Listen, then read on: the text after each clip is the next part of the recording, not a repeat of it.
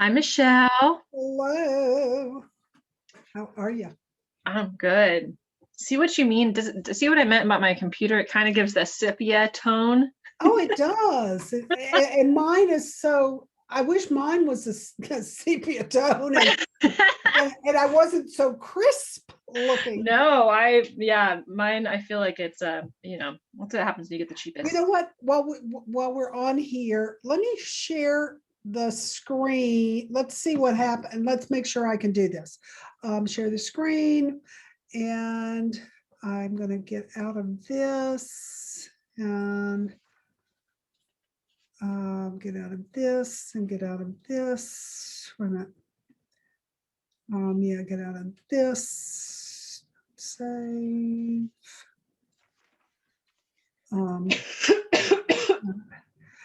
And let me open this up. Oh, no. Okay. Are you seeing what I'm doing on the screen? Yeah. Okay. All right. That's fine. I I want to get it prompted here. Okay, cool. And you're gonna have the videos. Yeah, that's through everything. This will be pretty easy. Yeah. Okay. All right. Good. Search course materials, instructor resources. Okay, so I'm prompted up and resources. Okay, so good. We're ready, and I'm going to do stop share. Okay. Awesome. Okay, so I'll ask that question if they've got their materials. If not, I can go back to share and run through it. Okay, that sounds good to me. All right. I guess I can rename myself to say that I'm with Quan.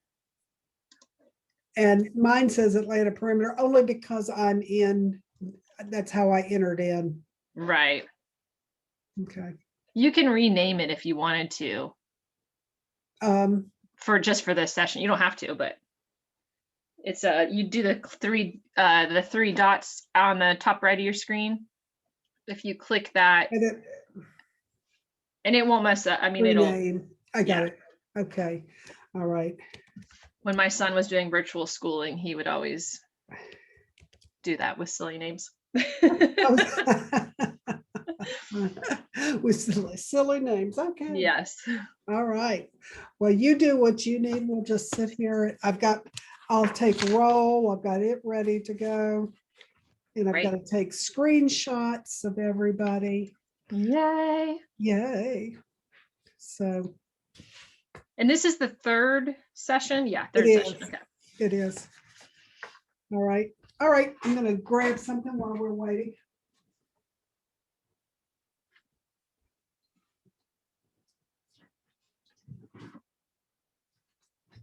Hello. Hi there. How are you? I'm good. How are you? Good. Can you get your camera working? Yeah, I'm just trying to get my notebook and stuff first. Oh, sure. No, you're fine. You're way ahead of the game. Okay.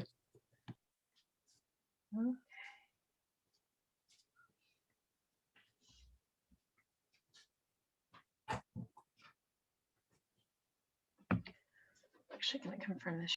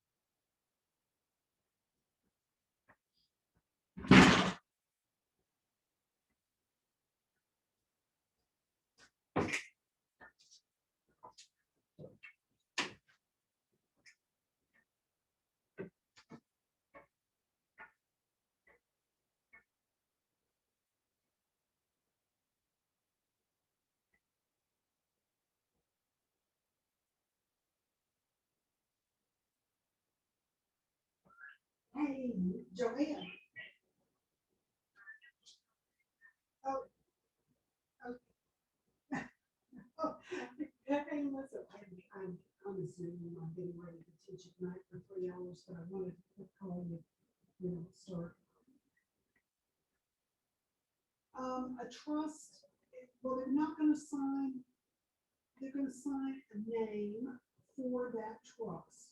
They have to have their name, whoever's signing their name. They can't just put like, it's a trust.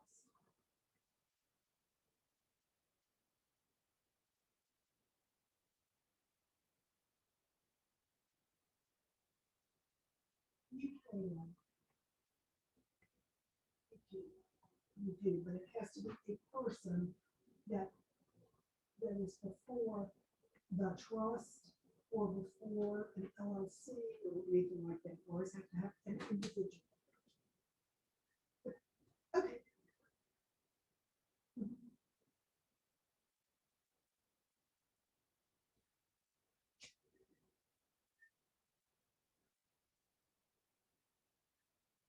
Okay. And tell them to talk to an attorney. But yeah, okay. All right. Okay. Talk to you later. Bye.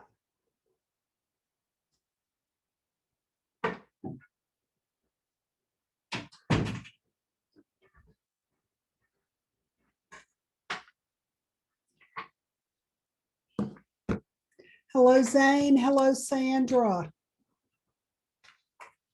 Hello. Hello. Hello. How are Hello. you? Sandra, which market center are you with? Perimeter. Perimeter. Oh, you're with, okay, with my, let's see. All right.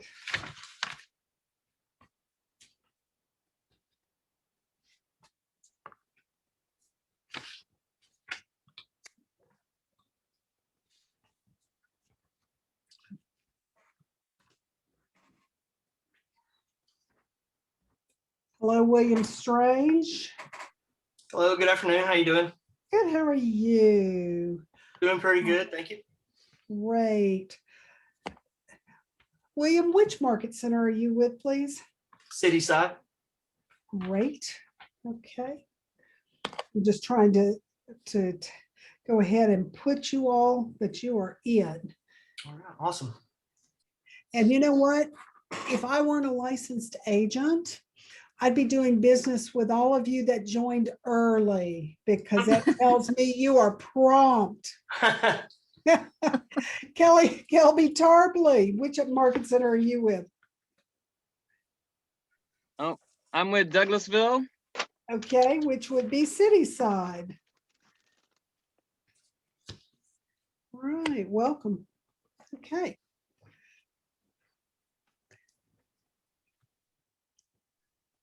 All right. Let's see if I can do a gallery till we get Kyle Rosilli. Which market center are you with?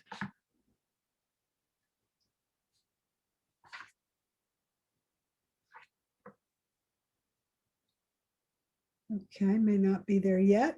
Maureen Reimer, Market Center, please. Hello, I'm with City Side. Hello, Marlene. Okay, great. Okay, I'm just getting, when I take roll, if I haven't called your name, it's because I already got you. All right, Valentia. No, I'm not pronouncing that right. Valentina. Is that Yes, right? Valentina. Okay, I know which market center you're in because you're you go. with us. With Keller Williams Atlanta North. I would say the best, but that would slide everybody else, but that's okay. That's all right. Any Rawls group is great. All right. Does anybody know? Oh, I see Kyle Rosilli. He's with Perimeter, the Dunwoody office. Okay. And I see a beautiful face of someone, but it doesn't, it just says connecting to audio, so I'm not seeing who this person is.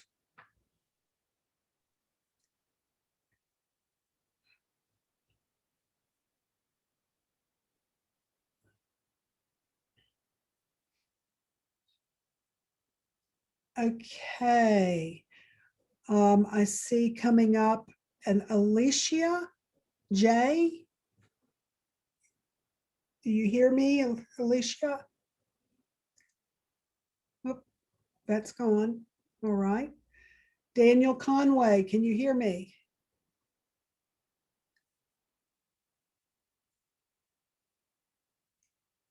All right.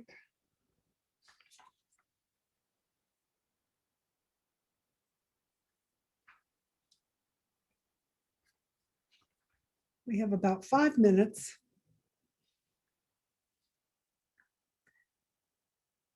Karen Marshall, can you hear me?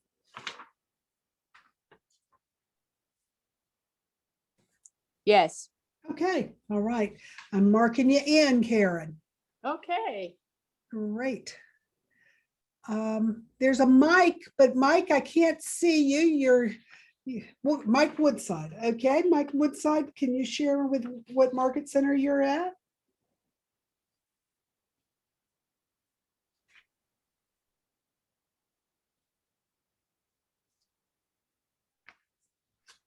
No. All right, well, we'll read. Cassandra Campbell, can you hear me?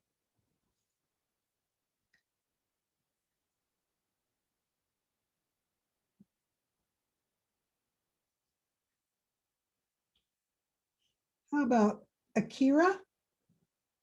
Creer? Yes. A Yep, I hear Creer. Hello, what market center are you with, please? City side.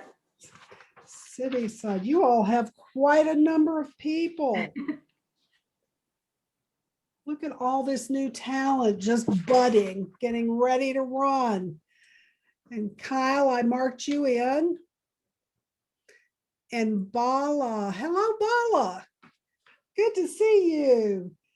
All right. Got you in. Sierra Jenkins, hello. May I ask which market center you're with? Atlanta perimeter. Okay, great.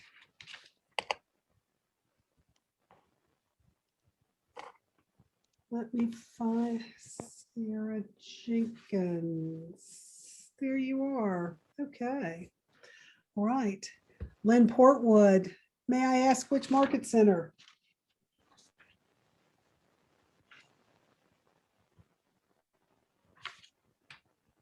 Sorry about that.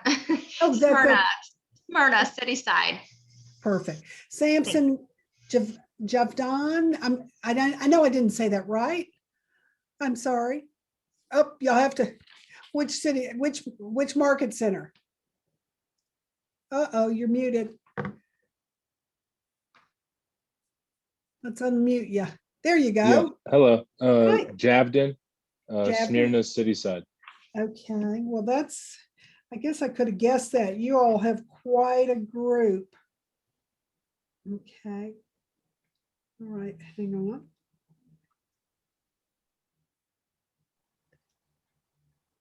I am looking.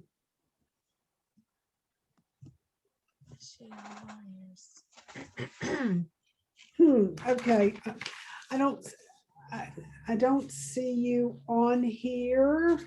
I'm just sitting in. Oh, gosh. Okay, no wonder I don't see it. Well, we're glad you're here. Okay, Thank you. perfect. Okay, so I don't have to worry about making sure you're present. There Nope. is a lovely lady named Rochelle here, Rochelle Bridges Johnson, maybe? Yes, it is. How are you, Michelle? I'm good. Would you tell me what market center you're with, please? I am with Perimeter Center. Okay, my dear friend Stacy Stubbs. Yes. Okay. All right, and here you are. Okay, I'm marking you. I'm just getting these so that we can run through pretty quickly. We got about 1 minute. I see Tamika has joined us. Tamika Walker, who are you with? Which market center? City side. Of course. I don't even know why I ask. I should just have everybody raise their hand if they're not with City Side, and that would eliminate half of this right here. Okay, good. Thank you for joining us, and thank you for being on time. Okay. All right, I got you checked in, Tamika. All right, it is 1 o'clock. And what does 1 o'clock mean to everybody? And you can unmute right now. Go time. It's showtime. That's right. And that means that everybody should be in place. And we've got 30 in attendance right now. And I think we've got 41. So I'm going to talk slowly. We just had somebody else join us, and then I'll start calling roll. How's everything going? By the way, before you answer that question, I'm Michelle Byers, and I'm the assistant team leader at Keller Williams Atlanta North, one of the finest of the Rawls group. All of you all are with the Rawls group, which great. You couldn't be at a better place. So we are so glad to have you, and congratulations on taking this journey. So it is now 1:01, and I'm going to start calling roll. And then immediately after that, I'm going to start taking the screenshots. So make sure that your picture is showing so that when we take the screenshot, you get credit for being here. And then we'll take screenshots again before we go on break. And Libby Bramlett, who's going to be our instructor today, Libby will stop probably somewhere around 2:30. Give them a 2 or 3 minute break. How much have you all gotten? 2 or 3 minutes? 15 minutes. I know, I'm just kidding. Can't do very much in 2 or 3 minutes, can you? No, I can't make coffee. Yeah, we'll all need a break, but we'll stop. We'll give you 15 minutes. I'll take screenshots beforehand, and then I'll take them promptly. And when we return, we'll determine the time once we do, and then at the end so that you all get credit. Okay, so let me go ahead and start with the roll, get that out of the way. And if I do not call your name, it's because I have already checked you off. You were here early and I was able to do it. So for Atlanta North, Kersey McCrae. Kiersey, and I'm here. Hi, Kersey. How are you? Good, thank you. Good. And Katrina Spruill. All right. Alan Spiva. All right. I'll read it one more time back. Robin Butler. Here. Okay. And everybody can go ahead and take off their mute button so that we can go through this quickly. Thank you. How about Danielle Fonseca Ellis? Danielle? April Marable? I'm here. Thank you. Okay, Melissa Salazar. I'm here. Thank you. Mike Woodside. Hello. Oh, hello. Okay. Izzy. I'm here. Okay, Izzy, I'm not going to mess your last name up. Okay. All right. And then Alicia James. Here. Thank you. Kathy Postema.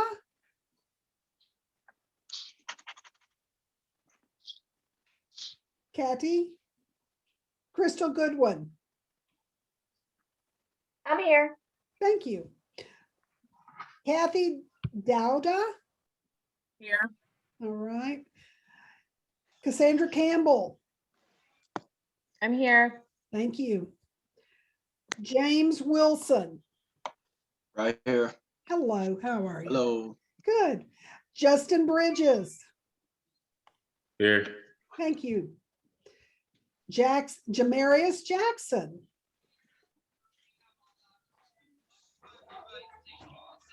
All right. Jasmine Alexander. Thank you. And I thought that chicken was Jasmine Be done. Alexander. Here. Okay. Yeah. Good. Here. Yes. Okay, thank you. so why is it still on the stove cooking? Desiree Jones. Taronda Lewis Use this one. or Cecilia. Okay, it looks like they're just auditing anyway. Lauren Reed. Here. Thank you. Sally Hong. Hi. Hi, how are you? Luis Pada Ortego. Luis. Grace May. Here. Thank you. All right. Delana Hill. Here. Thank you. Addison Rush. Okay, I'm going to read through the ones that I looks like missing and make sure. Katrina Spruill. I'm here, Michelle. Hi. Hi, thank you. Okay, and then Alan Spiva I'm here. here. Great. Hello, Alan. Yes, ma'am. Hello. Okay, Danielle. Hey. Good. And that's Fonseca Allen or Ellis, I'm sorry. Is that right? Okay. And then how about Kathy Postema? Okay. And Jamarius Jackson, did I call? Jamarius? Okay. I think one more, Luis Pada Ortega. I'm here. Okay, great. Okay, now, before we get Michelle? started. I'm sorry. You didn't call me Bridget Justice? Oh, I might have. Bridget, which market center? I wasn't called either. Peachtree Road. Okay. Bridget, okay, let me see. I may have seen you and marked you off. Okay, I but let's didn't want you to miss me. I don't want to miss you either. So let me double check. Okay. Let's see. Bridget, are you auditing or are you getting this for credit? I'm getting credit. Okay, I don't see you on my list, but I'm going to write you down and I'll figure it out. Okay. I also wasn't called. What's that? I also wasn't called. Who is I also? Daniel Conway. Hang on one second. Let me. I'm with Okay, and I'm sorry, say that name again. Daniel Conway with Cityside. Oh, okay, I think I saw you on there and I already marked you here. Okay, perfect. Thank you. So we're good. If I didn't call your name, if you got on before the call was ready, I was marking you off. So we're good. It looks like we only have just a few people that didn't make it with us today. So I'm going to tell you that I'm going to take the screenshots and I'm starting. Justin has another little realtor with him. Good for you, Justin. Okay, take a smile. All right, I'm going to go to the next page. Make sure everybody's smiling. Okay, and I'm going to take another screenshot. Okay, I've got them. All right, let me just ask that everybody, this is a CE class and it is for post-licensing. So you should be stationary.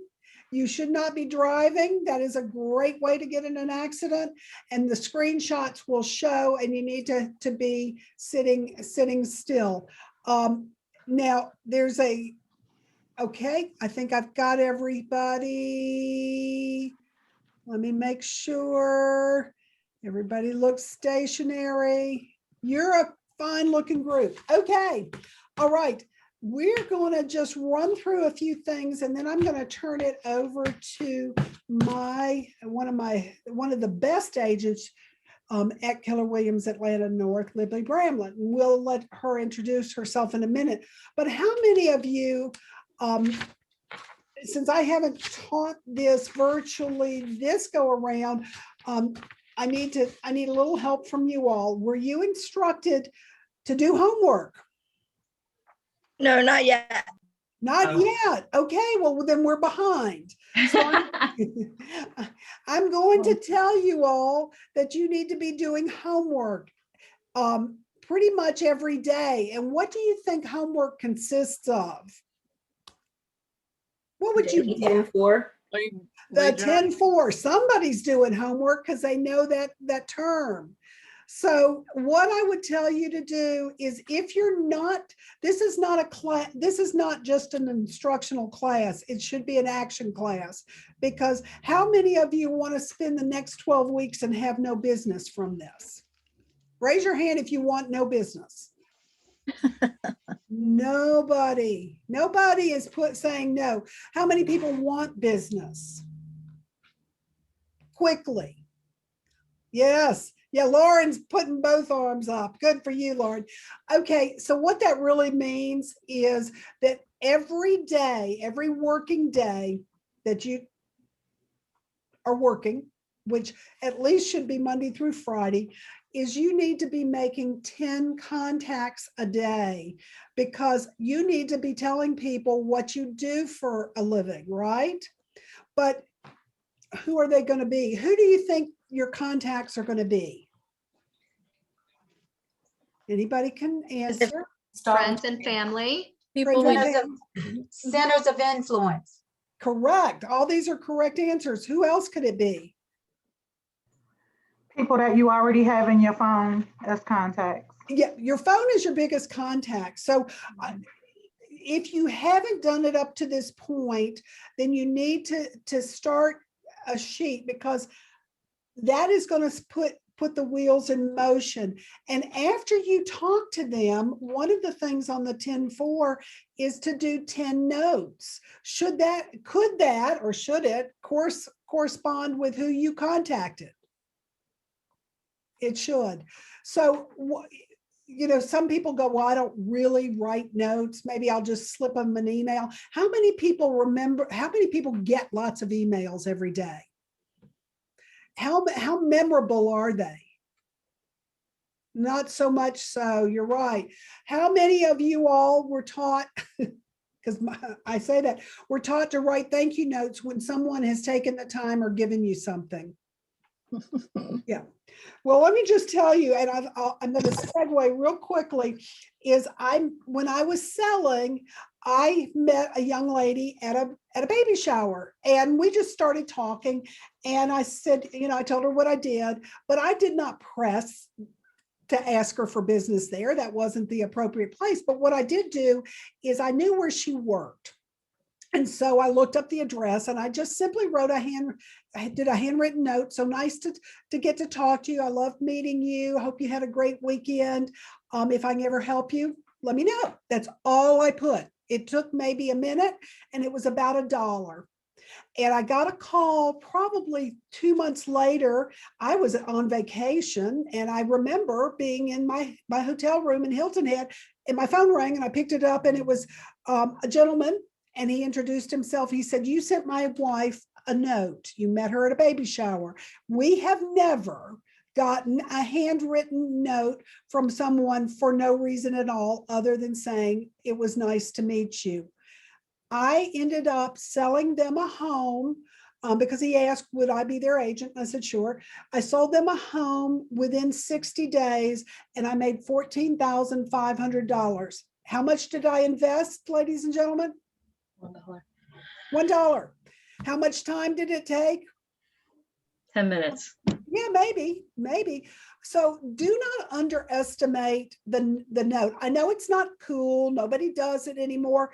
That's why if you do it, you will be different. Because do you put a copy of emails? Do you make a copy of them and stick them on your refrigerator? No.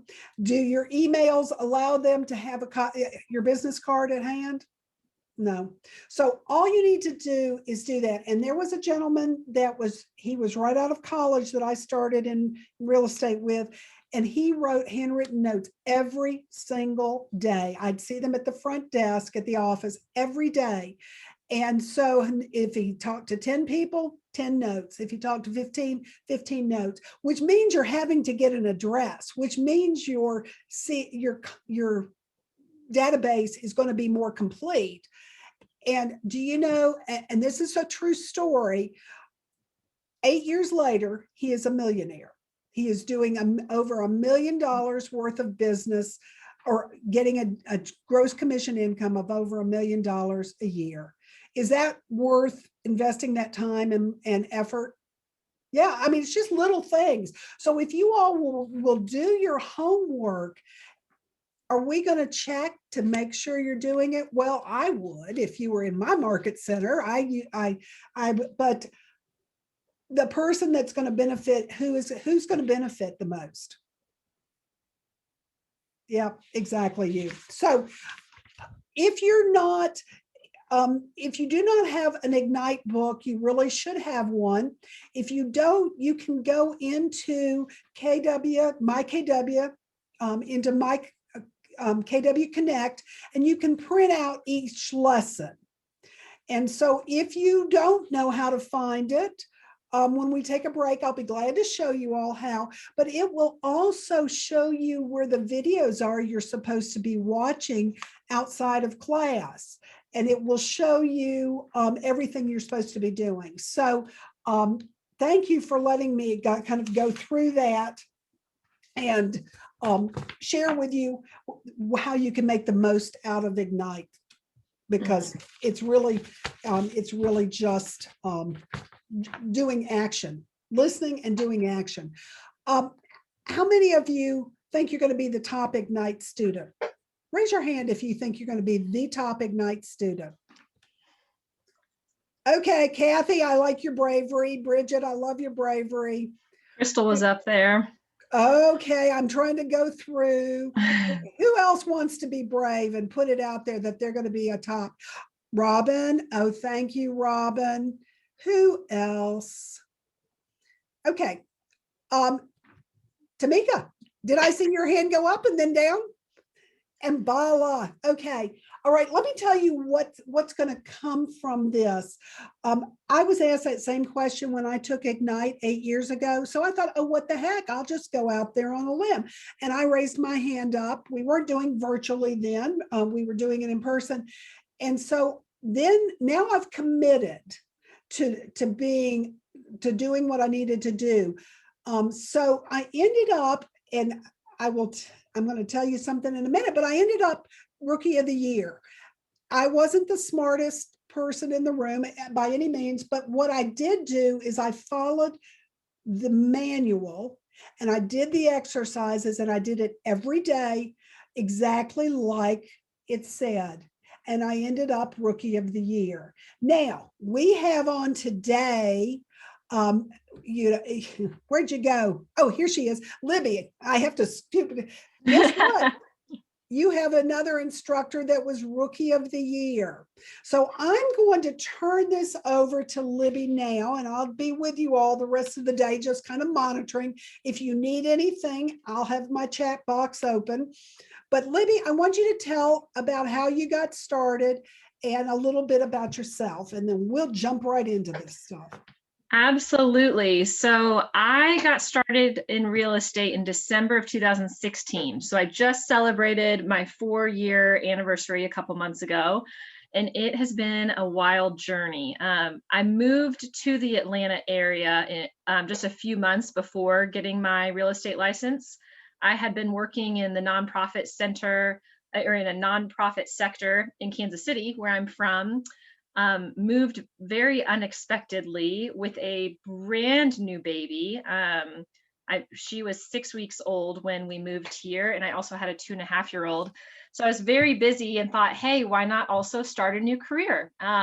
Because everything else is changing, might as well change that too. And it has been a wild ride. I have been with Keller Williams, the Atlanta North, which is the East Cobb office, this entire time. And I honestly love what I do. I think that this industry is exciting. Every day is different. It changes all the time. You're always growing and learning. And I personally am a people person. So I love connecting with people and being with people and fighting for my buyers and sellers to kind of get the best deal for them. So my very first year, when I started, again, I'd only lived in this state for a couple months. And I had a very small database.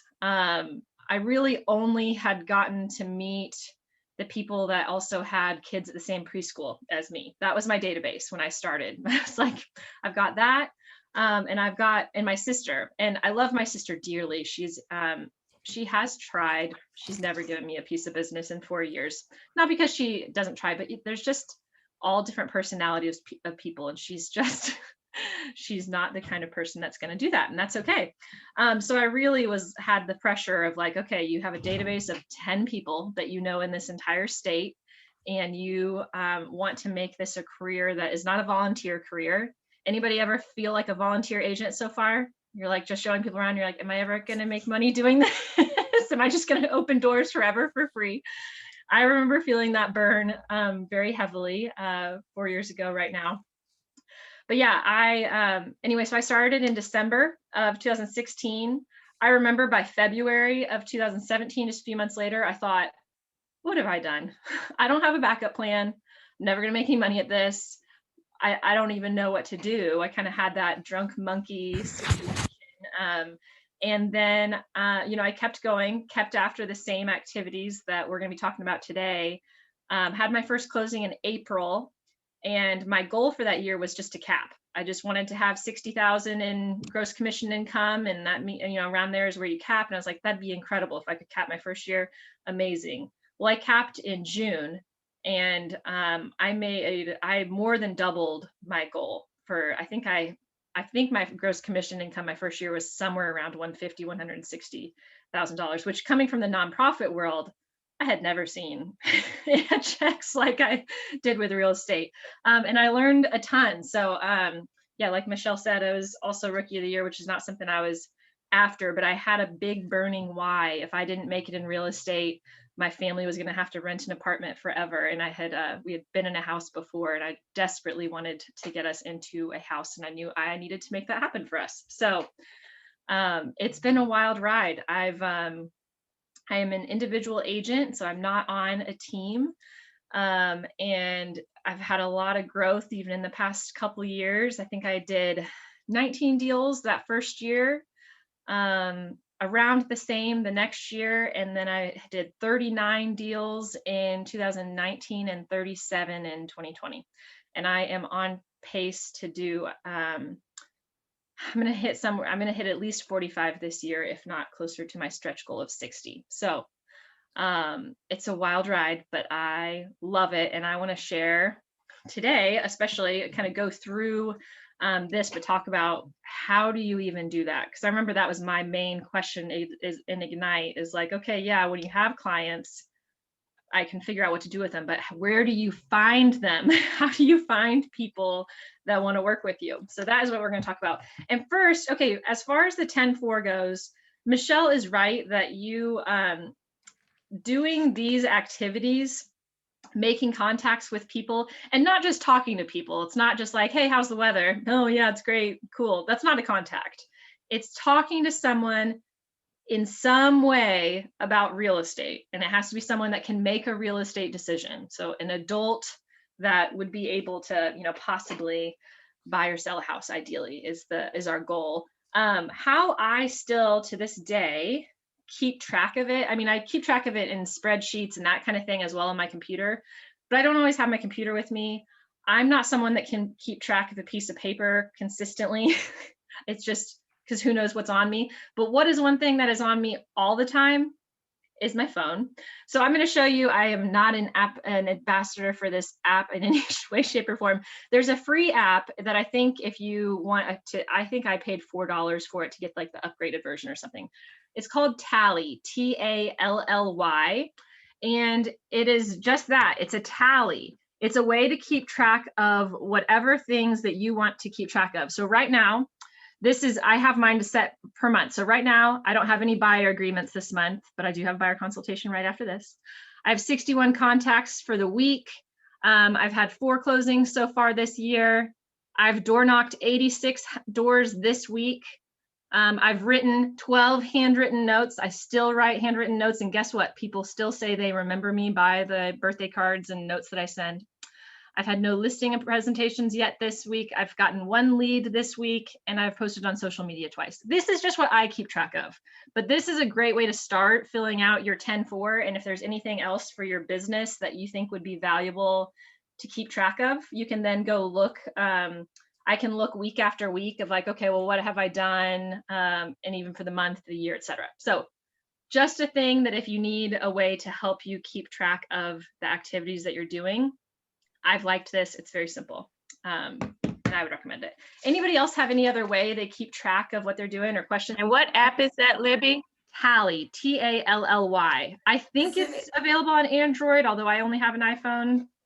Libby, is it Tally all things counter or like Tally the anything tracker?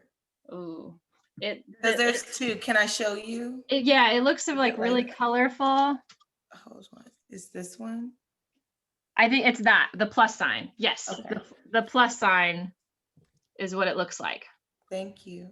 There's my cute little family.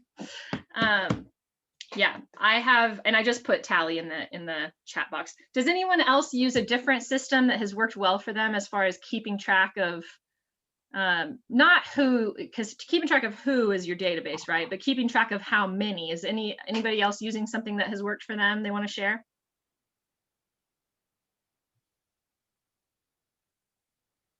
All right, no worries. There's always an app on your phone or, but yeah, or like a note on your phone, but I like doing it that way. It's worked well for me found that a couple years ago. Hi, so real quick, I actually been using Notion. So Notion does have like a learning curve to it. Yeah. But there's one where it has like a to-do list. So on the side you do like to do, and then it's like doing, and then it's done. So you just like check mark, like, okay, like I'm doing this, and it also helps keep track of a lot of things. So I've been using Notion. Awesome. Notion. That sounds like a good one to look into. Thanks for sharing that, Melissa. Okay, well, we are moving on. Michelle, are we making the phone calls? No, we're not going to. Okay, we are, and you guys should have, again, the printed copies in front of you. We are not going to take the time to make the phone calls now, but what I do want to point out is there are, that is something you should be doing. and you want to make as many contacts as you can, but again, at least hit your goal for the week. There are scripts in here. I am someone that, I'm not gonna lie to you, I resisted scripts when I was new. What the reason is, it's kind of silly though. I think you really kind of have to buy into it a little bit and get over your own fears. But I think if you can, even like what I have done is I slightly edit the script to make it sound like my voice. But scripts are really helpful because they're internalized dialogue where you know what you're going to say. You want to come off as natural. You want to come off as in control of the conversation as an expert in real estate. And especially when you're new, it's hard to come off as an expert when you feel like, but I don't know things. Well, if you just commit to memorizing and really internalizing some scripts that come out, you're going to sound like you know exactly what you're talking about. And when you can speak with confidence about a subject, you're not going to get a bunch of people asking you, well, how long have you been doing real estate? How many houses have you even sold? Which I know is in the back of your head of like, what if somebody asked me and I have to tell them, well, none, you know? But if you know your scripts and you speak with confidence, people aren't even going to ask. They really won't. They'll assume that you are the expert that you sound like. And there's several scripts in here. There's also a new to real estate, or if you're just new to Keller Williams, sharing the app, reminding someone you're in real estate. I would look into these though, because it can be just resources for you, but you kind of have to figure out what works for you. And then what I do love handwritten notes, just like Michelle, because I think it's memorable. And Michelle actually has written me 2 different notes in the past few months. And she's, I think, the only person in our office that's ever really written me a handwritten note. I mean, beside like in our leadership of our office, and I have kept both of them. And you know, they mean something to people, and maybe not everybody, but I'm someone that keeps handwritten notes. I still have handwritten notes in shoe boxes from high school because I'm just that kind of person. Not everybody is, but even if they just look at it and throw it away, it's a memorable thing that goes, wow, they took the time to actually say something. And we'll talk a little bit about how I use notes in a little bit, but okay, we are on page 13. If you want to follow around in your book, get your head in the game. We are talking about building your database and launching your contacts on touch campaigns, which I think you talked a little bit about last time, right? That was Power Session 2. And to continue adding to your database, you have to generate leads and get to know new people to put in there.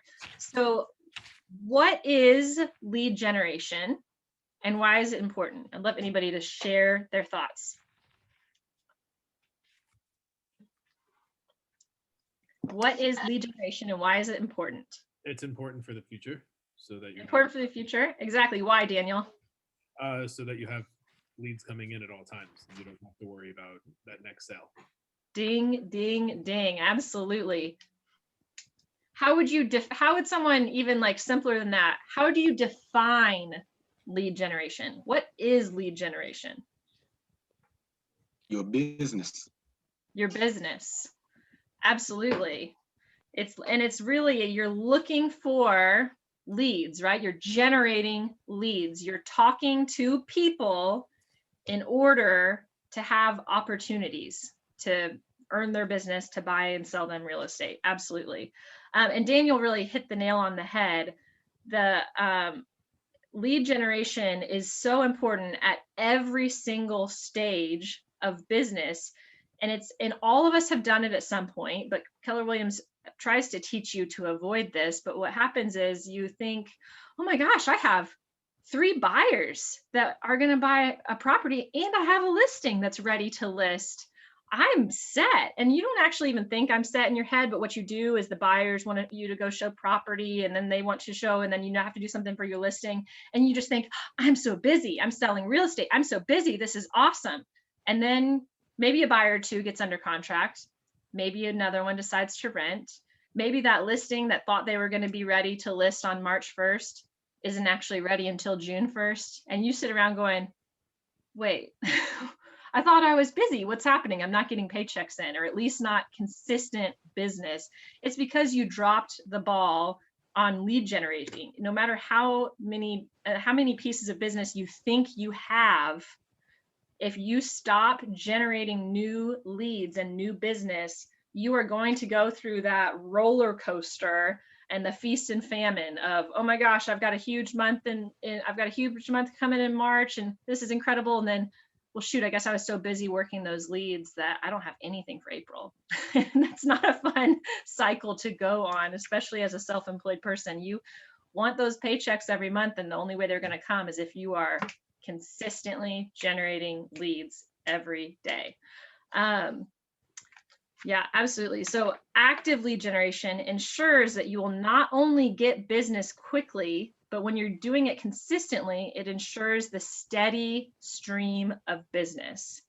And it turns, and said another way, active lead generation turns the feast or famine cycle that most agents go through and creates a steady upward increase in business.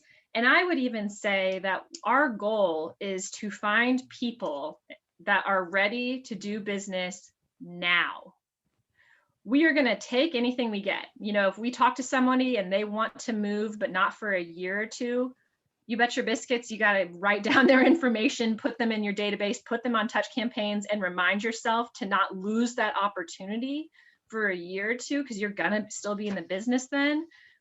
And that's awesome that you had that lead, but you need somebody who wants to go now.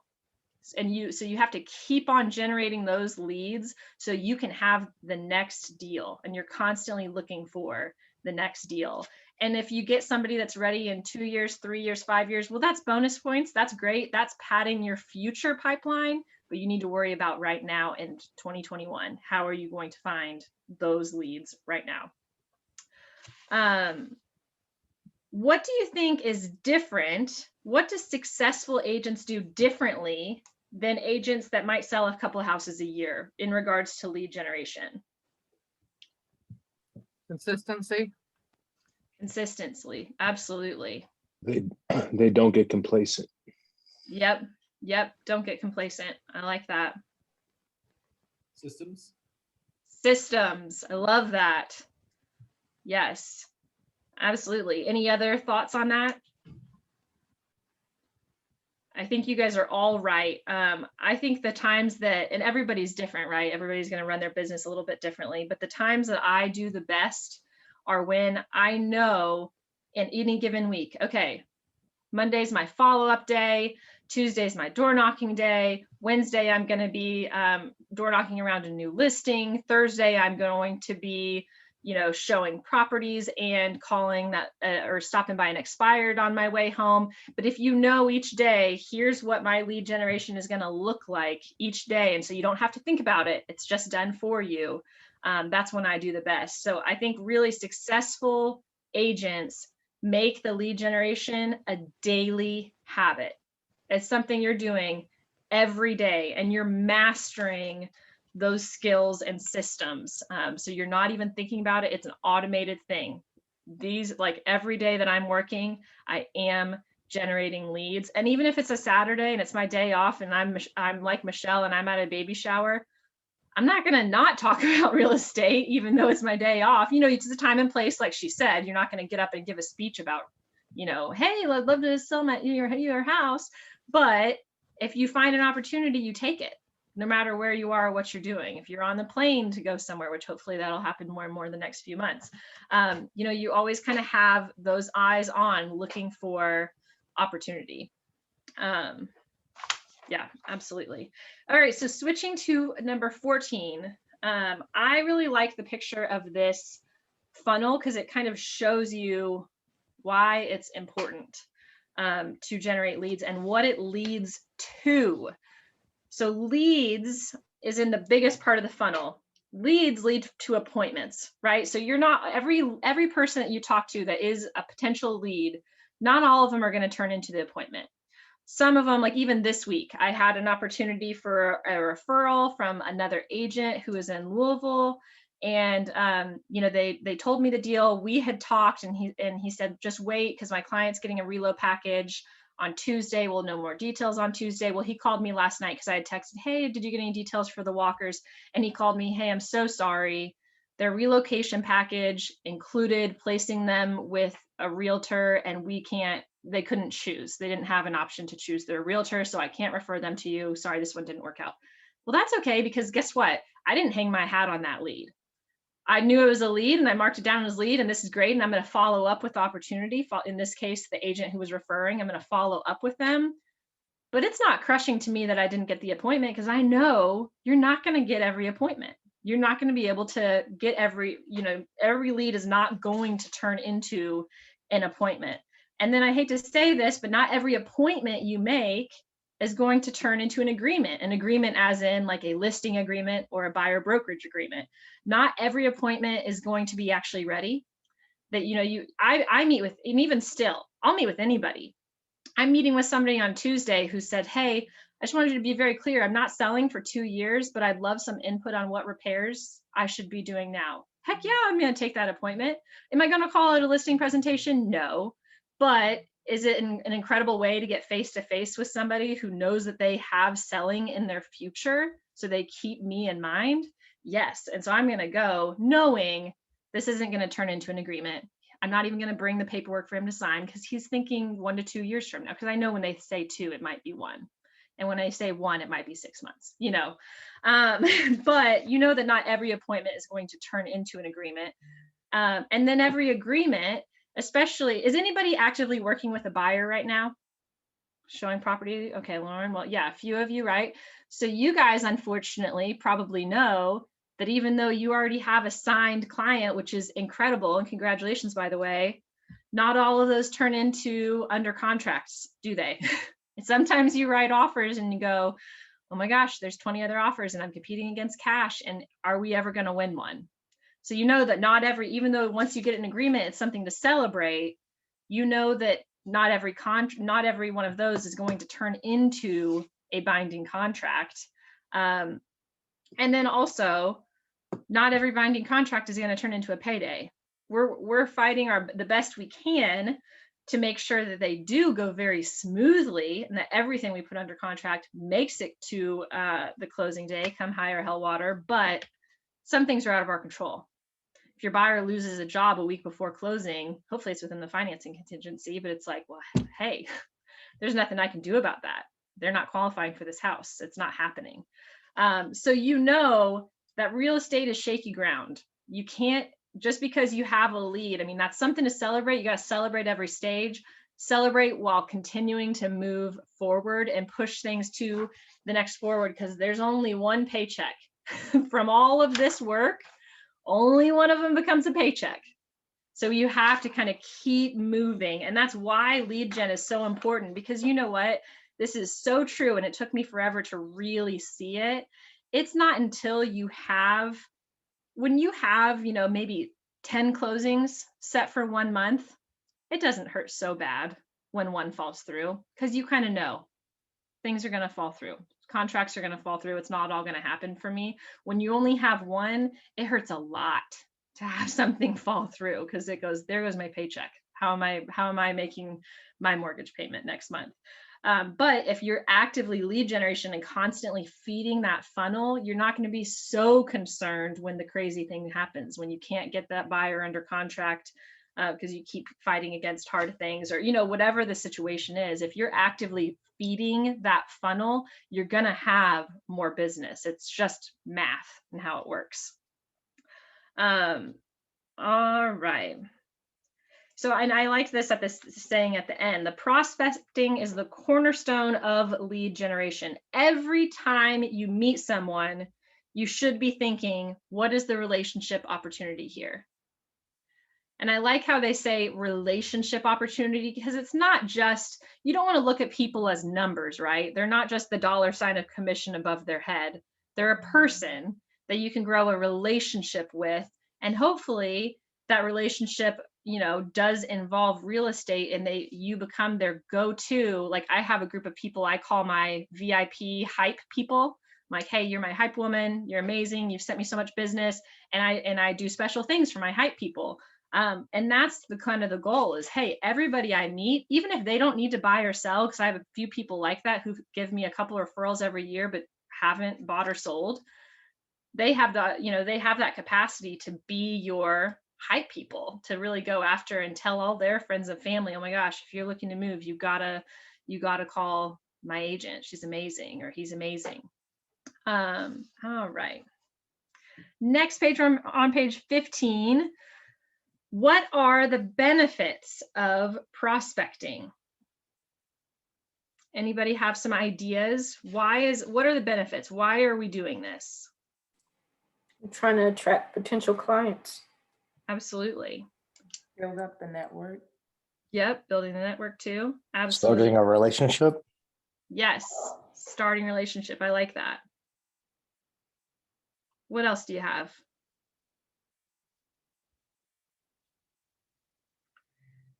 Staying at the top of mind. Staying the top of mind. Very good. Also, do you get better the more people you talk to? You get better at what you're saying, what value, you know your value more, you know what you're bringing to the table, and you get more confidence and grow in your own craft. Absolutely. Anything else you can think of with benefits of prospecting? I'd also say it's a numbers game. So sometimes you're gonna, not every lead's gonna be a great lead, right? That's why not all of them close, but it's a numbers game. If you have the quantity, you'll get to the quality, and you'll figure out, you'll be able to focus on, you know, I'm not gonna say no to any opportunity, but I'm gonna spend extra time with the people that really seem serious. And like for me right now with buyers, with this market being so competitive, I've had to have some come to Jesus talks with my buyers and say, listen, on my own listings, I'm getting 15, 16 offers. People are writing above the appraised value. If you're not ready to not write an offer like that right now, I understand. I don't want to force you to do that, but this might not be the market for you to compete in if you can't do that right now. And it's kind of protecting both of our time and expectations, you know. So but the more quantity you have, the more you can really narrow in on who are the most motivated people for me to be spending my time on right now, and then how can I find opportunities for next month and the month after that and all of that. So why are all of these things that we've talked about important for both a new agent and an agent that's been around the block for a while?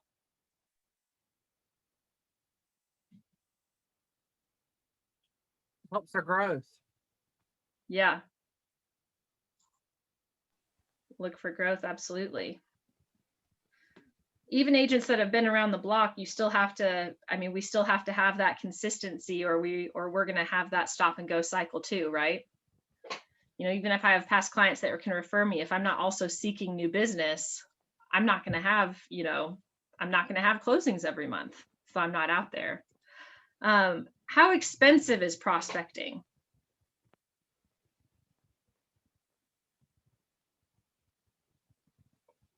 I guess it depends on what way you prospect. Yep, absolutely. What would be some ways that would be inexpensive ways to find business, to prospect? I would say the cheapest is cold calling or door knocking. I would agree. I would also say that they're among the most effective, you know, like there's going to be hundreds of people that are going to be looking to sell you in some way, shape, or form leads, or some program that guarantees you leads and all of that. If you can learn to do it on your own, you're going to make I'm prospecting all the time. I know me. I'm always prospecting. Like I dress up, I put my business, I got my name tag on wherever I go. If I catch your ass with you, you look at my tag, you get a business card. Absolutely. I love that. And, you know, a business card isn't going to cost you more than what? 10 cents a quarter, you know, I mean, it's, hey, give them away like they're free. Absolutely. So it says here, so sometimes you have to get over your head in your own mind of what is prospecting. Oh, well, it's annoying people and I'm just going to get rejected. That's a drunk monkey. That's what Diane Kokoska would have called a drunk monkey, which you'll hear more and more of that. But that's something that you believe is true internally in your head. And maybe you even don't know that you believe that, but you're not wanting to do it because you're afraid that you're going to annoy people, when really prospecting is meeting people and building purposeful business relationships, which is what you need to have in order to have a strong real estate business. You cannot have a strong real estate business without strong relationships. You can't. So you have to find your people. And guess what? If you meet somebody and you can tell they're annoyed and they even tell you, please stop calling me. Please stop. You're going to. Hey, absolutely. Thank you so much for your time. I really appreciate it. If I can ever help, you've got my number. But if they're telling you to stop, you'll stop, because guess what? They just saved you a whole bunch of time. You don't have to follow up with them anymore. They're not your people. If they need you, they'll call you, but you can move on and spend that time into someone who is more likely to be one of those strong relationships that gets you a strong business. Absolutely. Okay, so we're going to go on to page 16, the 4 C's of prospecting.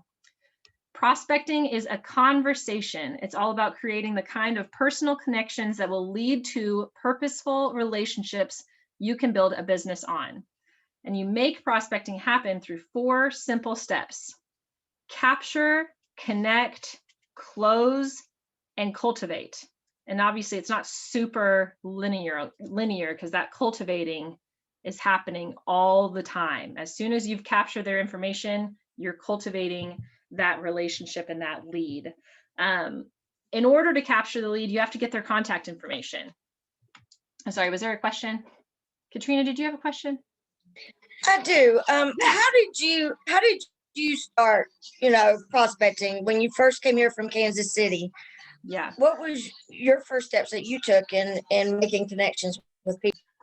Absolutely. So my advice is always to have 2 different forms of lead generation that you are committed to, that you feel like you'll be successful at. You're not necessarily going to enjoy doing them always, but you feel like you can be consistent at them. So when I started, I knew that my database was way smaller than it needed to be. So I just needed to meet people. I am somebody that is not great on the phone. I don't like phone calls. I'm that age where I've gotten over it with business. But if I see someone calling and I'm like, oh, can you just text me instead? It's that age thing, right?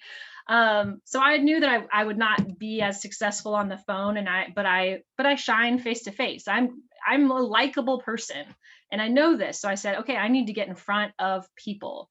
So for me, from the beginning, I chose my 2 forms of lead generation as door knocking and hosting open houses. And I've done that every week, not as much open houses in the past year. And I say that you need 2 forms. You can never drop your sphere. Your sphere and the people you know and cultivating those relationships, I don't even count that because that's just a given. You have to do that. No matter how big or small your sphere is, it's going to grow because you're going to be feeding it, and cultivating that is just something you have to do. But you also have to find 2 forms of lead generation that you think you can be consistent at. So for me, door knocking was one of those. And I only did it because I heard someone at my office talking about it. And she's no longer an agent. She was competed in like bodybuilding competitions. She was really involved with her gym. And I was asking her when I was new, I'm like, how do you get business? She's like, well, I door knock, and yeah, like I get more business that I don't even have the time to take because I'm so busy doing this other stuff. And so I just asked her, how do you do it? And I just followed what she did. And I've perfected it a little bit just because I've done it, a lot now. And that's just going up, knocking on the door and telling someone who you are. That's it. Absolutely. I mean, my most commonly when I'm door knocking for a buyer client. I'm picking a neighborhood that I know would be a good fit for my buyer. Maybe you showed a property in that neighborhood, or you just did a search. Okay, they're wanting to look in Smyrna. They need under 300,000. What neighborhoods could we go to where this is a fit, where that we might be able to find something that would work for them. And I print off, the neighborhood map that's in Realist. I can show you afterwards how I do it. But if you go into Realist, type in an address, pull up the Realist, which is our tax record information from FMLS. And that last tab is assessor's map. I print that off because it kind of shows me a map and the numbers of the houses and all that for me to mark off where I've been. and I print off a quick CMA. If you've taken the FMLS class, you already know how to do that. It's very simple. I just say, hey, here's everything that has sold within the past 365 days, the past year. And I print off a copy of that.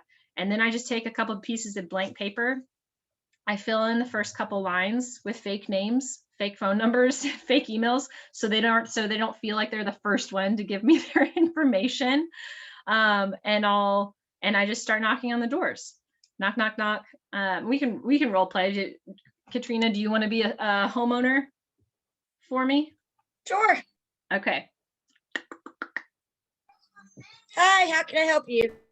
Hi, Katrina. I know this is so crazy, but my name is Libby. I'm actually a real estate agent, and I'm here today because I have a buyer who loves this neighborhood. They saw the house around the corner that was for sale. Did you see that one's listed? I did. Yeah, so we saw that one and really liked a lot about it, but it wasn't quite a perfect fit. So I'm just wondering, have you ever thought about selling your house, or do you know any neighbors who might? No, we actually just moved here about 2 years ago, and Awesome. the neighborhood is really filled with well, a bunch of senior citizens who haven't lived in 30 years. I totally understand. But I guess, I mean, you've liked it enough in the past 2 years. What's your favorite thing about the neighborhood? The community. All the neighbors are really, really nice, and they keep their yards looking really nice.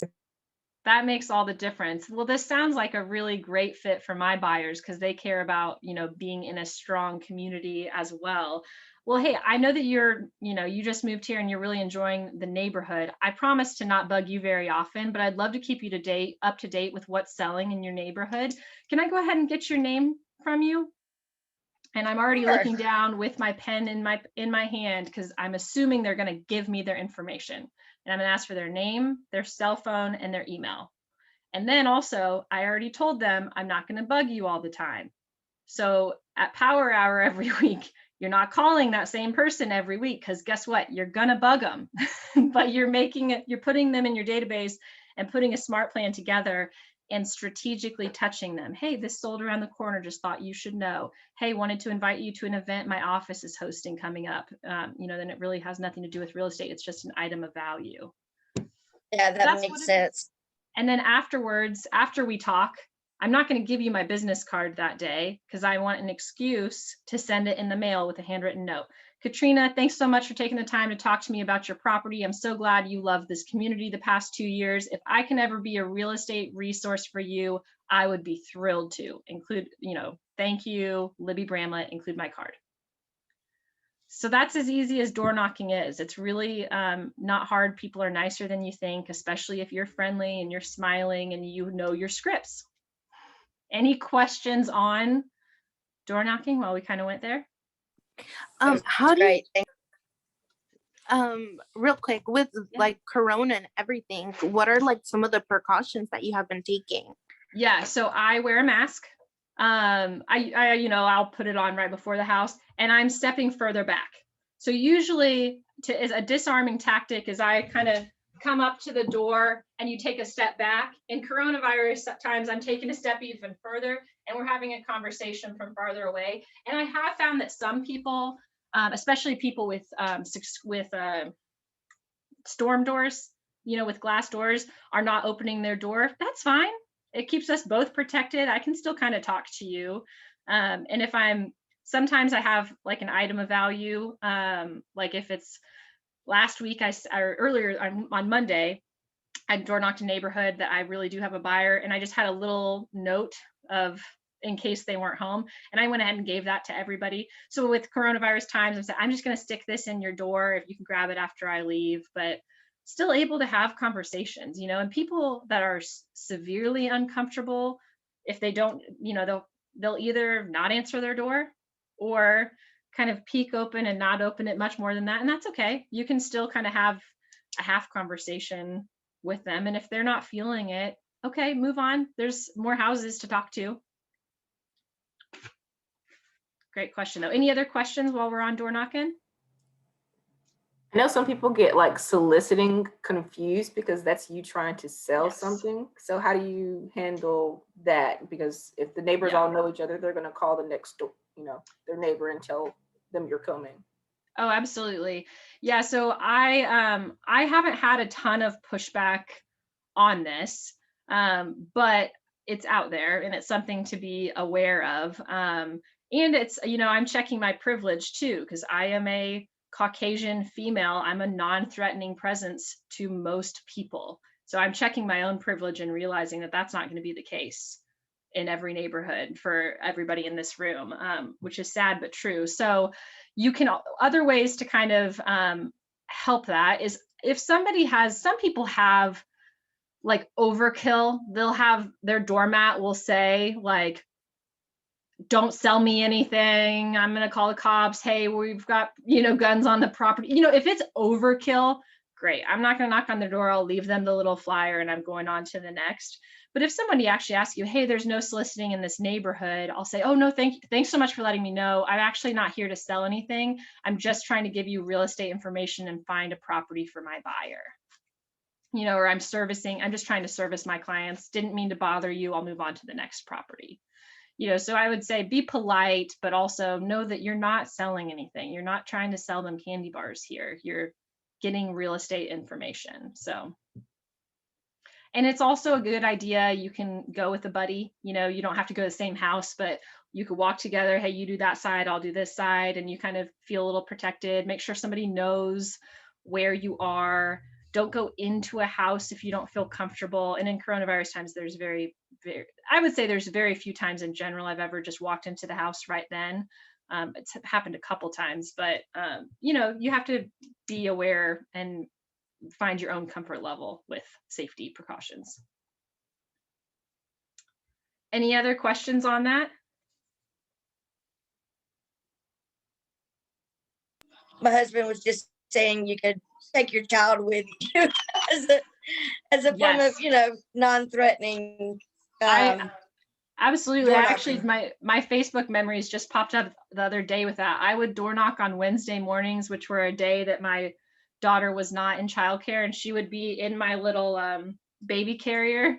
It's the most disarming thing because people don't care why you're there. They, oh my God, your baby's so cute. So I used to joke with the office of like, you can take my kids. I only charge $15 an hour to take my kids to door knock with you. And now my son will go with me, but he's just like racing up the hill to leave a flyer. He doesn't actually want to talk to anybody. But yeah, you absolutely can. Taking kids is a very disarming thing. Do you ever door knock on like in apartment complexes, or do you only do like house neighborhoods? I've done it once because I lived in an apartment complex when I moved here, and I hosted a first-time buyer seminar. And so I, door knocked just to invite everybody. And in situations when anytime I door knock, I do make a flyer to leave in their door in case they don't answer. Because I would say in my experience, about 33% of doors actually open, but that means 66% don't.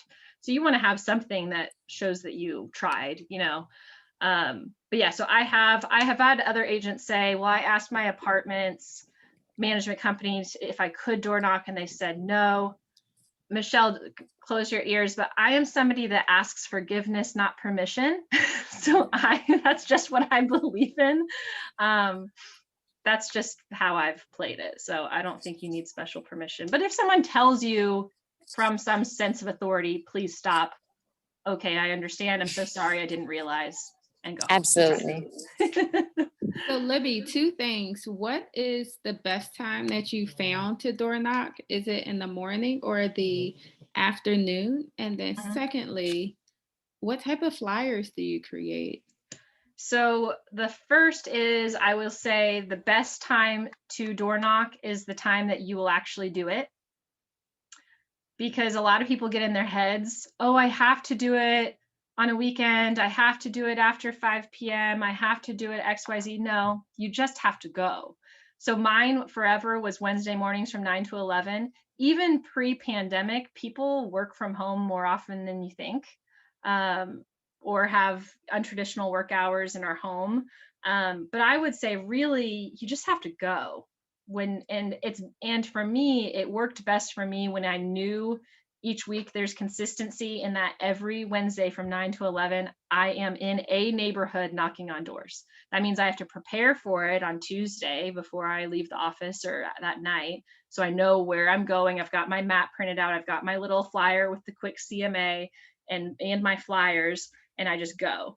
But I would honestly say I've had pretty equal luck. And I would say in COVID times, even more people are working from home. So that's kind of a benefit is people are just home all the dang time right now. They're happy to see someone, not always happy. I'm not going to false advertise here. Some people are sometimes rude, but you just move on if they are. And as far as what I leave, I will leave a little note. A lot of times it's just like a half piece of paper. You know, I print it out and do 2 per page and just cut it, roll it up and throw it and put it in between the door handle. So sorry I missed you. I came by because X. One of the door knockings I had this week was, do I have the flyer in here? No, the trash has already been taken out. Was just letting them know that I sold their neighbor's house. You know, hey, we listed for 450, which is 10,000 higher than anything sold in here. And guess what? We're under contract selling next week for $25,000 over list price cash. If I could get you a price like this, would you think about selling? But I most often, again, door knock for my buyers. I've got a buyer that loves this neighborhood. I'd love to tell you more about what they're looking for. If you want to give me a call, if you're thinking about selling anytime in the next year, give me a call because maybe this could work out. I mean, you want it kind of to sound like you and to be short and sweet and obviously have your contact information, your Keller Williams office, your cell phone, etc. But I don't think it does not need to be fancy. I was talking to one of the newer agents in here this week and she started drilling me with questions. I said, sometimes you just have to go before you think you're ready. You don't need to spend hours on a piece of paper that most people are just going to throw away. I'm just being honest. Most people are going to throw it away. So don't spend that much time. You just want to go, and it's all about that connection you can make face to face with somebody. To me, that's worth sending. I could send 12 postcards and spend how much money postcarding a neighborhood. It's going to be more memorable to me if I meet someone face to face and they follow up with a note. And it's the long way, it's the long game, but it also establishes that connection a lot better than just a postcard would. Any other questions on that? Libby. Yeah. Would you tell our new agents, if they don't have a buyer, how they could go around in the neighborhoods and look for properties for listings for other buyers? Absolutely. So I would pay attention in your office. What are some buyer needs that other agents have? And you could just say, and you can even say my brokerage, like my brokerage has all of these buyers that we're working with. They don't need to know that they're not your specific buyer. Not many, pedestrians, non-real estate people know how this works, and that's okay. You're not lying. You say, hey, my brokerage has so many buyers right now that are looking in your area, etc. Or you can go about it a different way. You can say, kind of like what I did with my listing, you can say that about someone else's listing. Hey, did you see this property go for that went under contract with multiple offers down the street? It closed last week. It closed at this price. It's the highest record price in the neighborhood. And then you're really kind of just coming from a contribution. Did you ever think you could make this much money selling your house? Because people are honestly surprised by what they can make a lot of times. So I would say if you don't have a buyer, either look through the buyer needs or talk to an agent that you know has a lot of buyers in your office and door knock for them, just saying my brokerage has these buyers, or just door knock a neighborhood that you know would be a good neighborhood for a listing and let them know what has sold in the past few months, but especially anything recently. Wow, broken neighborhood record. This is crazy. Buyers are doing amazing things. Have you ever thought about moving? So. And also if you're hosting an open house, door knocking around the open house. Hey, I just wanted to invite the neighbors, would love to have you come through. Some people do like a neighbors, exclusive neighbors hour of like, hey, the open house is from 2 to 4, but we're inviting all the neighbors to come by from in between 1 and 2 to get a sneak peek. You'll be the first to see the property, or, you know, however you want to do it. But you're really inviting neighbors to kind of in on the process, even if this is not your listing. You know, if you're hosting an open house for another listing agent in your office, you can do this. Knock on the doors and invite them in, and because everybody wants to kind of peek in a house, maybe less in COVID times, like maybe people are wanting to not come in somewhere more often, but I bet they'll at least be curious. And if you leave them a flyer, look up the address. Oh, wow, this is really interesting. And the flyer should have your information, so they're not just calling the listing agent, you know, if they're interested. Oh. So Libby, just a Yeah. quick question. So when you say the flyer would have your information, is it that because you're hosting an open house for the listing agent, so then you can do that? Yeah, you can. Okay. Yeah, and you can. It's nice to still, you know, you can give the listing agent some credit of listed by, but you want to make sure the big bold print is hosted by your name with, you know, Keller Williams, whichever office you're at. Okay, thank you. Absolutely, absolutely. That's a great question. So Libby, what are some ways we can go about getting an open house? Because I would like that too. Absolutely. So when I was really actively doing this, in my opinion, the most aggressive agent wins. So look for what you want. And right now, again, there's very few options, but that doesn't mean that there are no options. So look through FMLS. And again, if you haven't taken that FMLS class, it will teach you a lot, but you can go in. I can share my screen real quick. Can I, Michelle? Actually, I don't know if I can share the screen, but that's okay. So go into FMLS and you can, does everybody know how to search for your office's listings?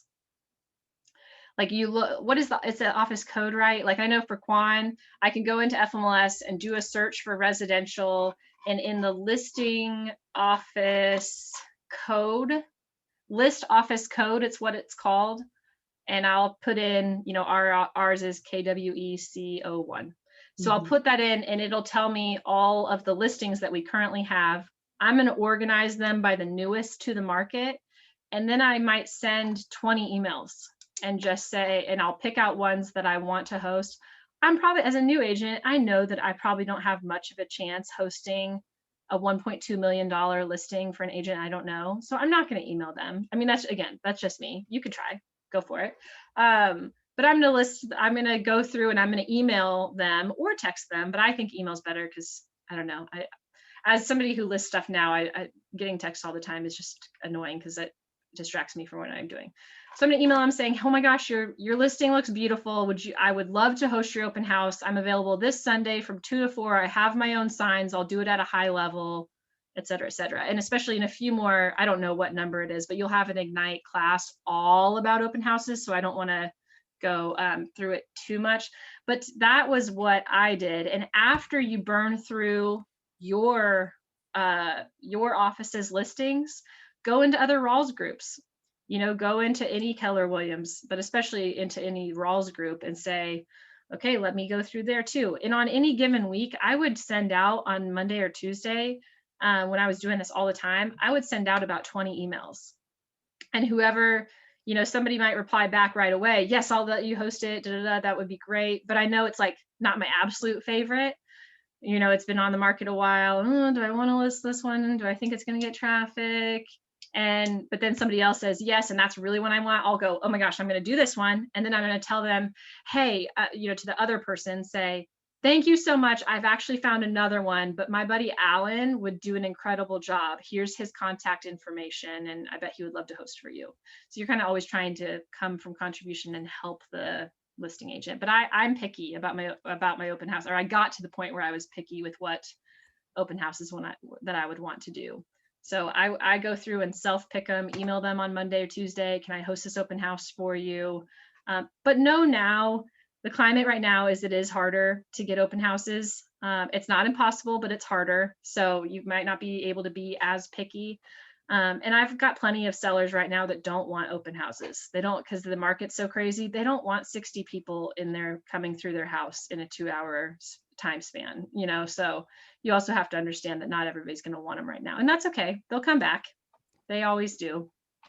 But besides that, houses aren't even staying on the market long enough to have open house. Yeah. Yeah, that's also true.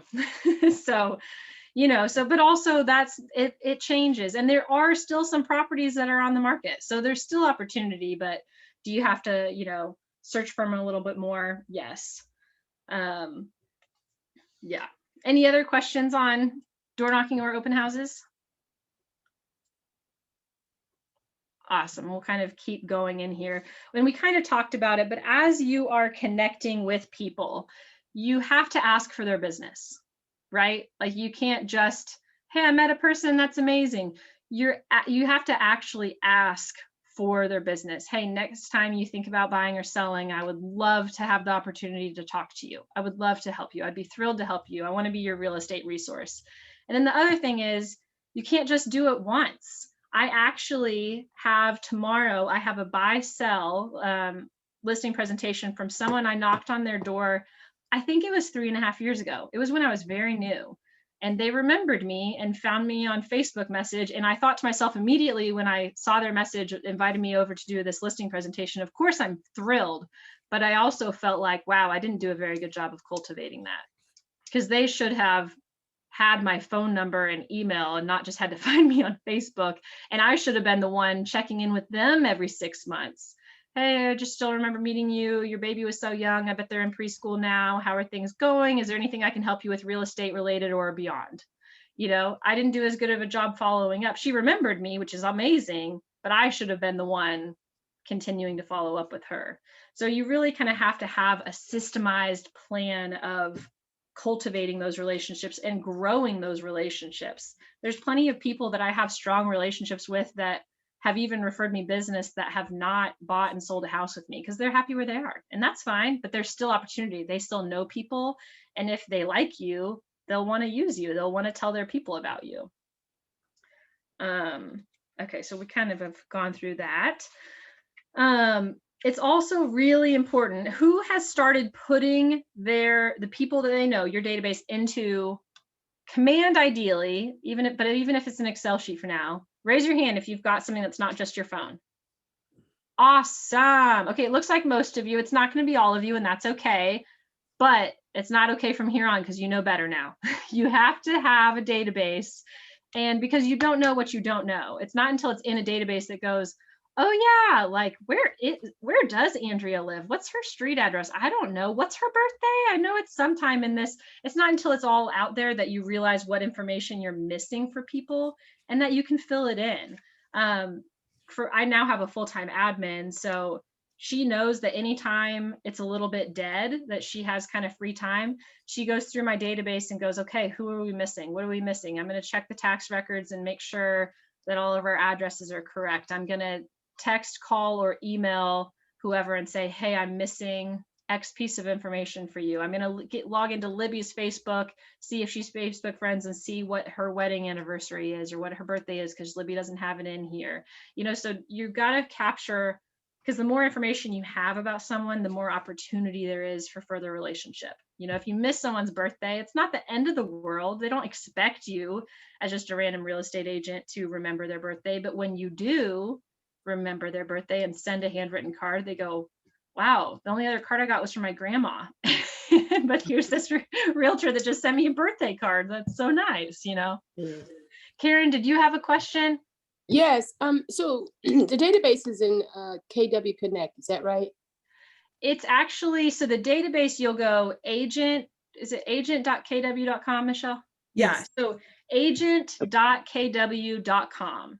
And that is, that's command, and you'll go to contacts, which I think is like the second little icon down, and you can start adding people. And it's pretty easy. They give you a bunch of options of things to fill in, and you can do custom fields. Don't make it too complicated, but I would recommend from the beginning, use some tags.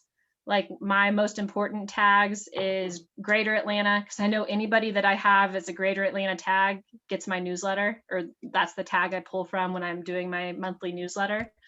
I personally do birthday and like birthday, home anniversary, or wedding anniversary tags. I only do home anniversary if I bought them the house, or if they bought the house with me. I'm not saying happy home anniversary if somebody else bought them, they bought their house with somebody else. But that just makes it easy to search. I'm doing my cards. I do my cards 3 months in advance, and I keep them in a little, I'll show you. I just keep them in a little thing on my near my desk, this little crate, and it already has on there the return address label, their name and address. I put the date where the stamp goes of what their event is. So this one, for example, is a home anniversary, and it says 3/10/20. Oh my gosh! So 3/10/21 is their first home anniversary, and I know it's a home anniversary also because it's the cards that I use for home anniversaries. I get all my cards on Amazon. They're very cheap. And I know for birthdays, wedding anniversaries, etc. And that's kind of how I keep mine organized, but I tag all of them. So if I know somebody has a birthday and it's in March, or they have a wedding anniversary, or they have a home anniversary, no matter what it is, I'm tagging them March. And then I just go through when I'm getting ready for March and go, okay, March. And I do these things, say, okay, I'm pulling out the birthday card because they got a birthday or home anniversary, etc. Like, don't make it too complicated, but have some systems in place early so you don't have to recreate the wheel later on with tags. But anyway, take opportunities as regularly as you can and as you have some time, just to maintain the database, because it is important. Because if you miss it, if you met somebody at their front door and you forget to put them in, how are you going to remember to keep in touch and cultivate that relationship if you don't have them in your database? It's just going to, don't trust your brain. There's too many plates spinning at one given time to remember all the things you have to remember. So put a system in place where you don't have to think about it. It's just autopilot. And then connecting. So as you're talking to people, we're going through that. We're on page, by the way, page 18. So has everybody done the disc analysis? Raise your hand if you've done the disc analysis. It's okay if you haven't, but has anybody done it? A couple people, a few people? Okay. If you haven't, that's okay. You'll probably do it at some point. But it's basically a personality typing. If you know you're a very outgoing, bubbly personality, you love talking to people, you're friendly, etc., you're probably a high I, and the connecting is going to come very natural to you. That's what I am. I can talk anybody's ear off, but I can also read the room. I can read when they're disinterested in me, like, oh my God, stop talking to me. So the connecting is something that becomes very natural to me. You don't have to be an outgoing, very friendly person to be amazing at real estate. I always joke with Ryan Lewis down the hallway from me in the office. He's the #1 individual agent in our office, and he always goes, I hate people. I hate them all. Like he's just that personality. He's amazing. He's a sweetheart. But he's like, ugh, people are the worst. I hate all of them. But people like that can still do amazing in real estate. You just have to coach yourself. You have to remember, ask someone how they are. When you're texting them, use emojis so you don't come off as passive aggressive. You don't come off as too short, because other people are reading that emotional intelligence. But so if you know that you're not a natural, bubbly, friendly, connecting type of person, again, have scripts. I'm going to have some questions that I know I can ask anybody at any time to get to a deeper relationship place with them. So there's some of them written out. Tell me a bit about, your family, job, life. What is the thing? Now I've forgotten. Family, farm, right? Family. What? The Michelle, Ford. Oh, Ford. on the spot. Ford. Family, occupation, Recreation. Recreation. And Dreams. dreams. Yeah. Dreams. Dream. That's what I'm thinking of. So those are always things that you can touch on with people, especially, and if you're asking, people about them, they'll ask you the same about you, but you'll kind of, and especially if you're asking them at some point, their work comes up. That's a natural way. They'll ask, oh, and what do you, oh, I do real estate and it's amazing and da-da-da. But you're asking them mostly about you, about them, to get information for you. And we are gonna we'll do one more, we'll do this close and then we'll take a break. Closing is the process of asking for business. What's that old school movie? Always be closing.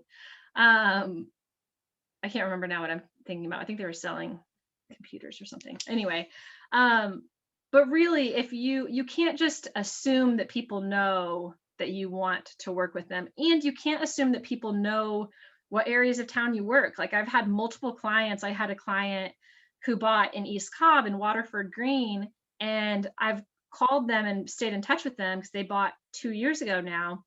And finally, it's time that they're ready to sell their house in Smyrna. And they're like, well, I just want to make sure you work Smyrna. Of course I work Smyrna. It's 25 minutes away. I'll work anywhere within 45 minutes, an hour. I don't care. But they don't always know that. So you have to let people know and ask for the business and let other people know, yeah, I work with buyers and sellers. I'll even work with renters if you have somebody who's looking for to lease a property. You have to let people know what you do and ask for the business. And on page, again, we're on page 19, there's all of these different kinds of clothes. So you can kind of really figure it out what fits your personality. Not everybody is going to be a really firm, let's meet for coffee right now. And some people it's going to feel too much, but you want to do something that's natural for you and natural for the conversation that you're having with a lead. So your goal for any phone call with somebody is either you want to have some kind of follow-up item anytime you're talking to somebody, whether that's an appointment from them, or maybe you're asking for them to give you a referral or some kind of connection. And I use the CGI pipeline that is found in KW Connect. It's still what I use as my pipeline tool, even 4 years later. I think it's still in there. Just type in CGI pipeline. But I always have in there, what's my next step? What's with everybody that I have that's either buying or selling this year, I have a note, what's next? And it'll tell me, around mid-March, reach out again to let them know what that house for the street sold for. Or, again, I'm not trusting my brain to remember anything, because between my life, I can't trust my brain. It's just, there's too much in it to ever predict what's going to happen. So I'm making it really easy. Hey, here's the next step. Or I know these guys are interested. They're resisting making an appointment with me. Keep trying. Like, I'm just going to continue to, ask for, and I'm also put in there, hey, you've left voicemails and you've emailed. So next time text them, because different people like to communicate in different ways. So I'm kind of always trying to come across as a different way to not, beat the dead horse, but to find a new way that they might like to connect with more. But these are, and these are all, does anybody has some ahas or things that they say a little differently, or any that you like listing out on this page 19 of these closes, these options for closings? Libby, it looks like we might have two people with their hands up, Katrina and Karen Marshall. Did you have your hands up? I think those were from before. I think I've answered Yeah, those sorry, I need to take mine off. Okay. Oh, you're fine. That's okay. We want to make sure we got you. I really like this direct close. Can we meet to talk more today, or would tomorrow would be better? And I usually actually go, hey, what are 2 times in the next week that would work for you and any other decision maker? Like if I know they're engaged or married, et cetera, I want both of them there always when I'm meeting with people. But I like that. Soft close. How do you unraise your hand? Yeah, it's a good question. I don't even know how to raise my hand. You hit Anybody? that hand raise again. It should be on the bottom under reactions. Oh, there it is. Yeah. Daniel, he was just testing it, weren't you? Just giving me smiley faces and a heart. Right below, below it. I'll just below count it. it as a high five. High five. Awesome. Raise There you hand should be below it. Okay, let's actually finish the cultivate and then we'll take a break, because this feels like a more let natural. me just say before we break, remember I've got to take screenshots, ladies and gentlemen. So put on your best smiles. Don't run away. Also, we've got 2 more minutes and then we'll take a break. So again, the cultivating is the thing that is always happening. So even if you haven't closed, as in you don't have someone as an actual client, you're still cultivating that relationship. And you really have to figure out for your business what that looks like. For me, it has looked like is I've relied heavily on events.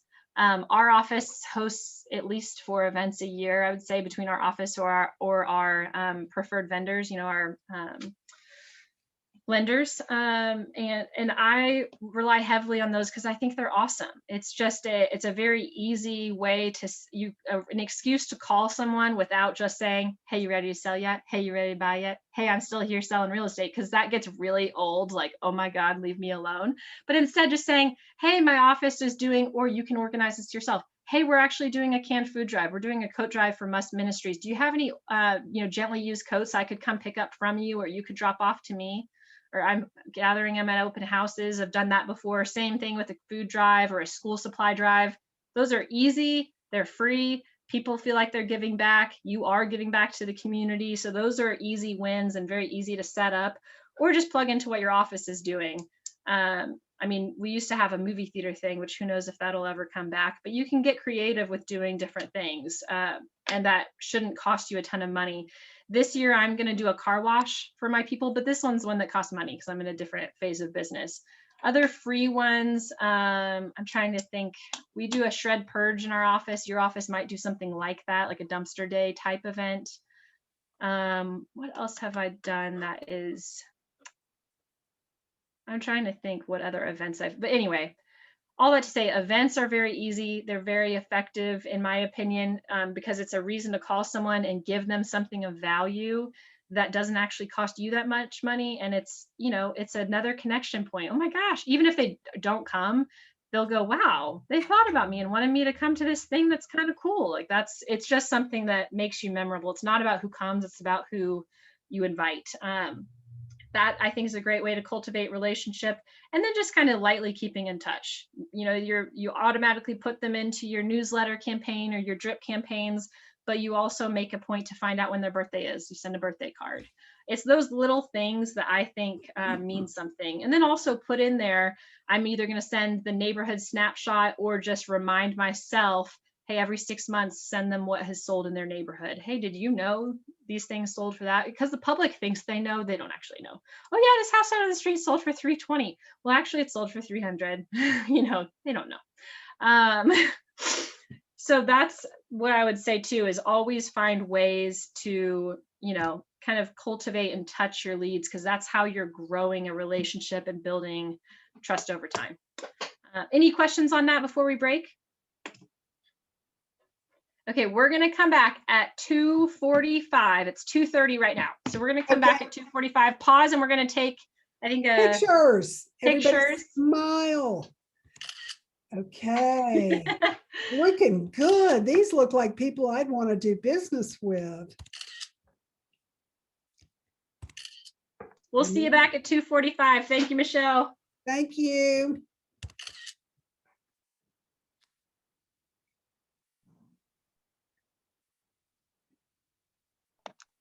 Did you get everybody, Michelle?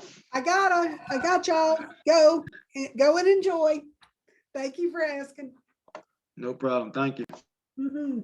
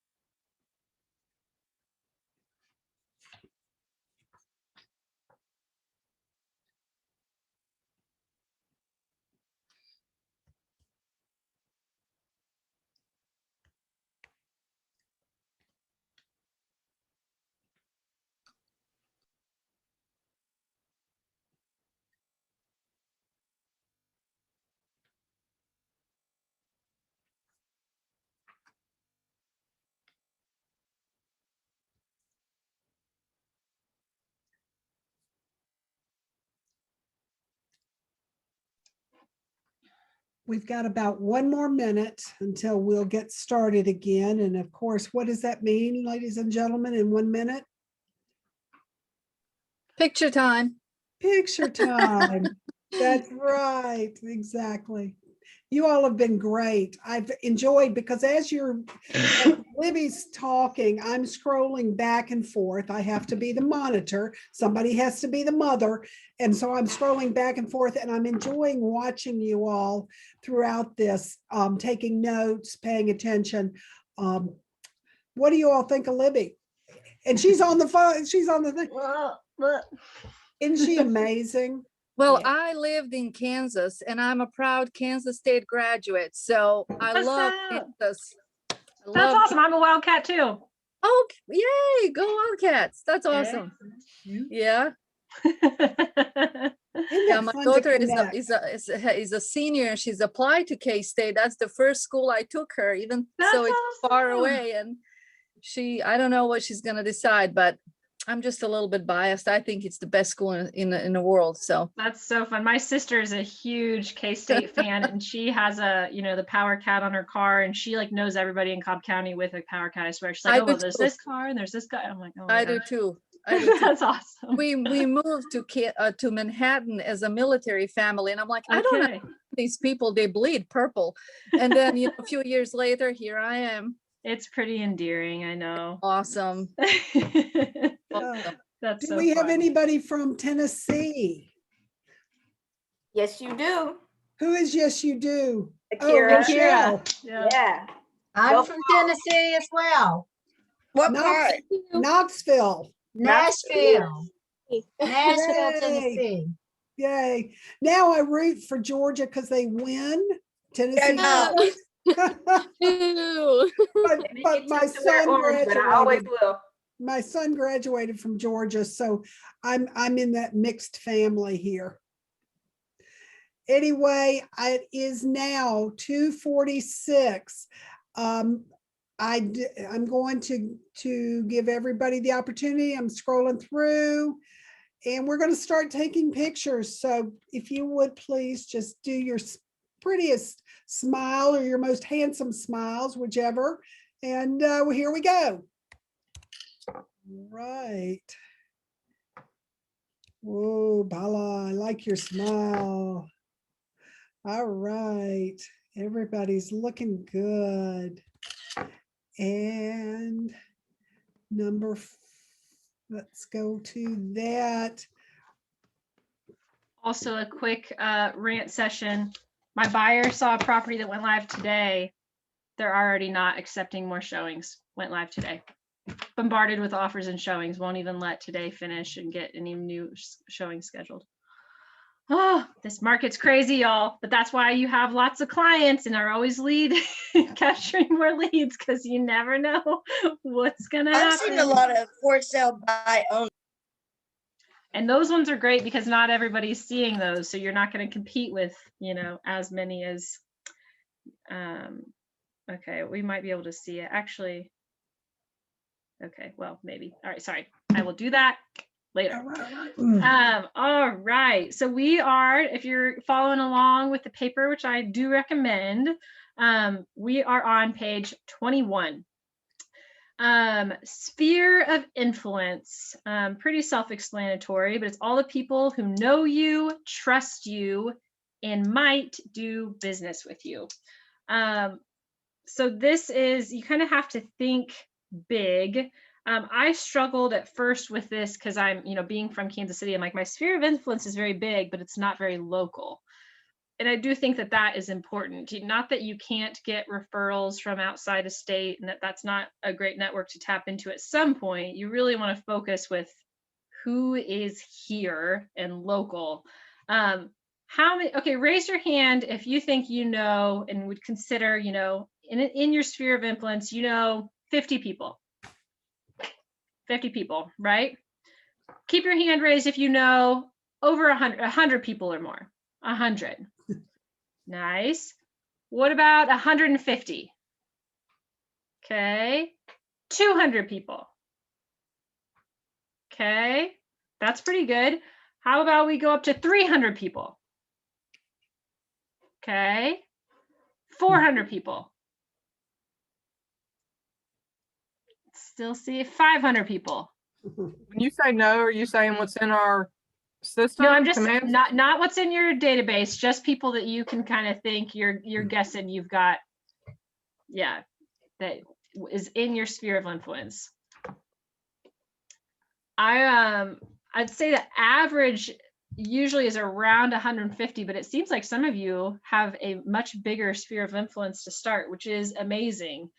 I would say too, you kind of have this inner circle, right? Those are your like what I call my VIP/hype people. That's the inner people. Those are the people that are going to be your cheerleaders and hopefully your biggest referral source. The ones that are going to tell you about other people or tell other people about you and send you new business. So you always want to be growing that.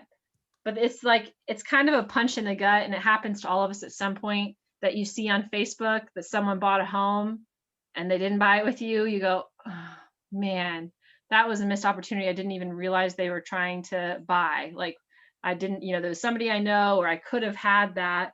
But take it, not as just the gut punch it is, but as a learning opportunity. Well, man, how am I reaching out to my inner circle? How am I reaching out to my acquaintances and getting the word out that, these are, that I'm in real estate and would love to help? And how could I have done a better job touching those people that I kind of know in one way or the other?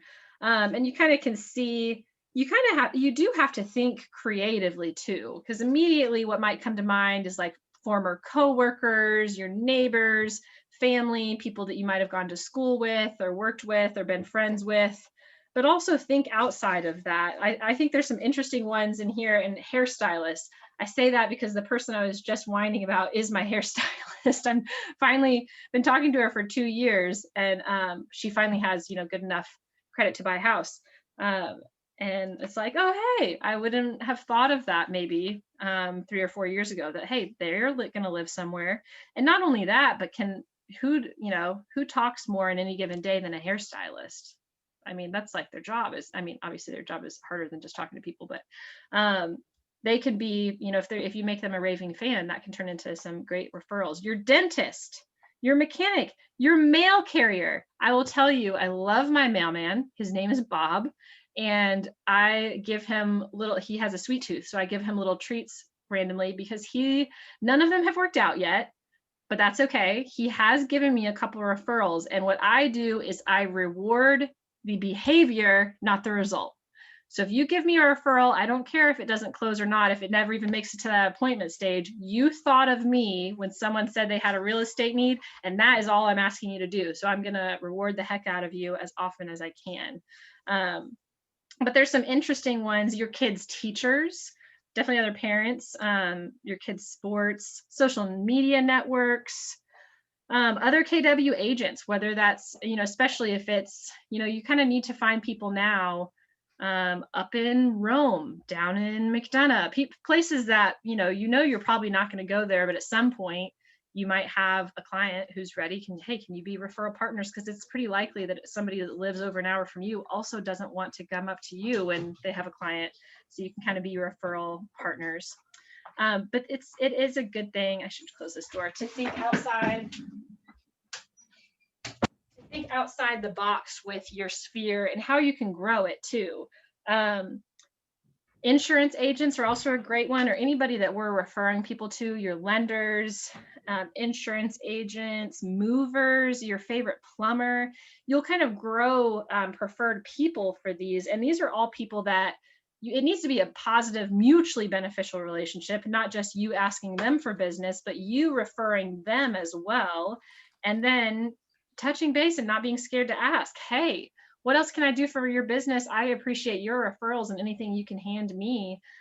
Is there anything else I can do for you and your business? And then if you're asking them how you can help, it's driving home to them, oh man, they want to help me and I should probably want to help them too. I want to give them business, because in a given year, I think the stat that I heard once is you will know any average person will know, is it 7 or 11 people? It was one of those that will move in a given year. So, I mean, think of everybody you know.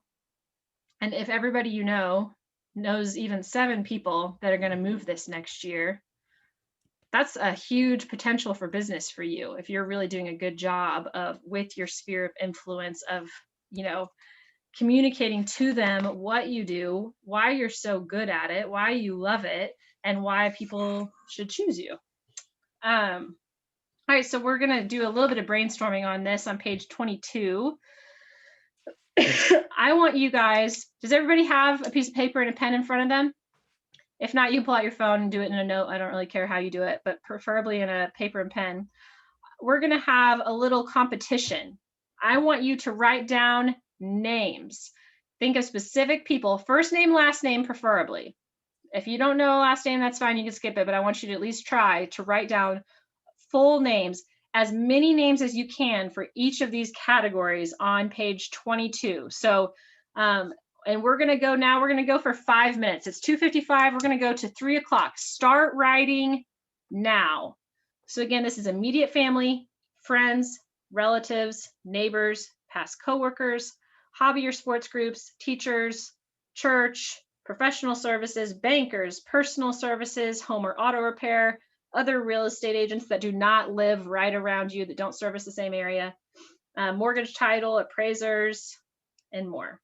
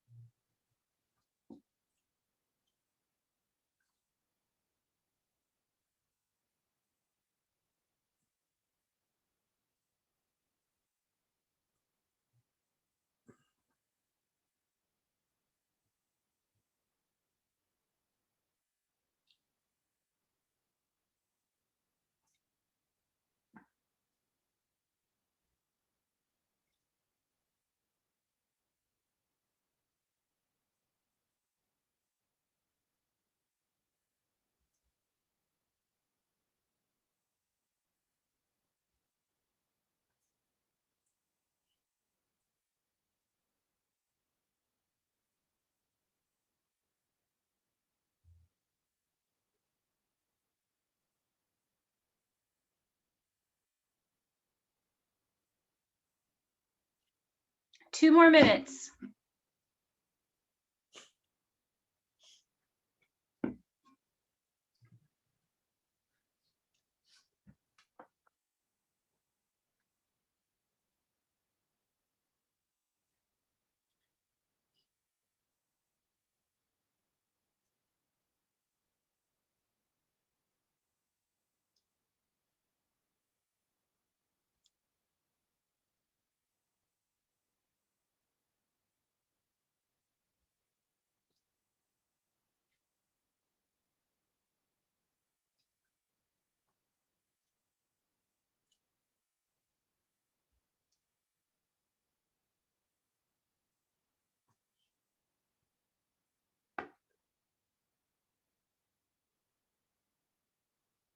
One more minute.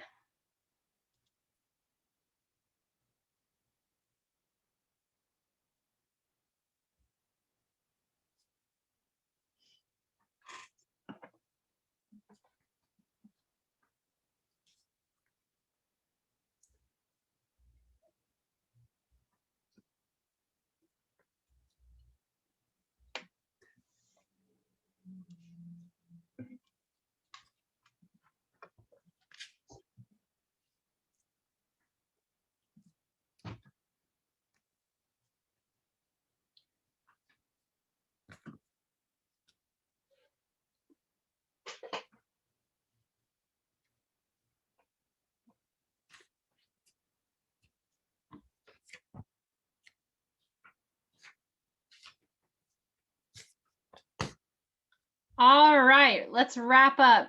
Go through and I want everyone to count your total. Everybody have a total. Let's see who has the most amount of names down.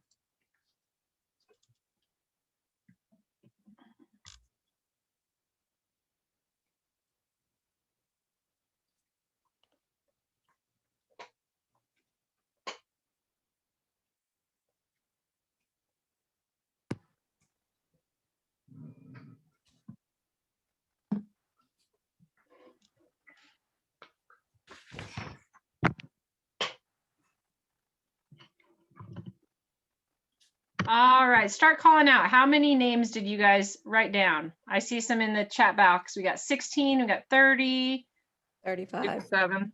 35, 20. 37. 31. What's that? 20. 21.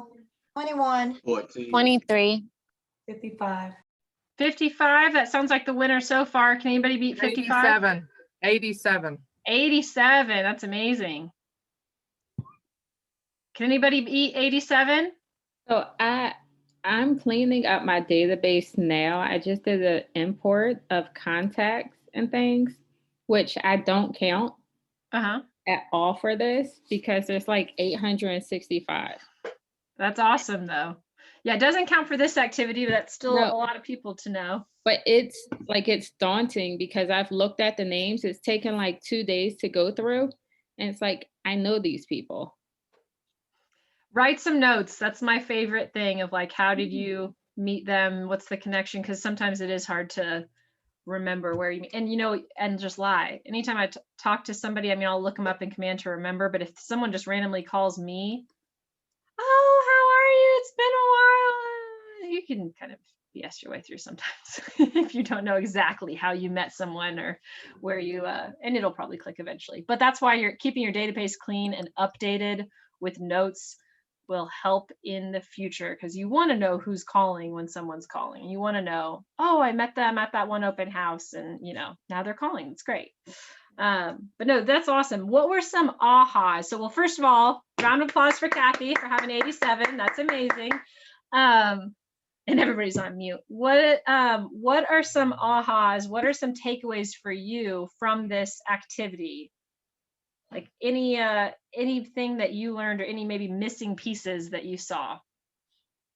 I need to learn to write faster because I know more people than 14. Sure, I know. Well, it's hard for everybody to be top of mind, right? Are there any categories that you hadn't really thought of before? Or that maybe you could use some more connections in? For me, home The and professional service. Yes.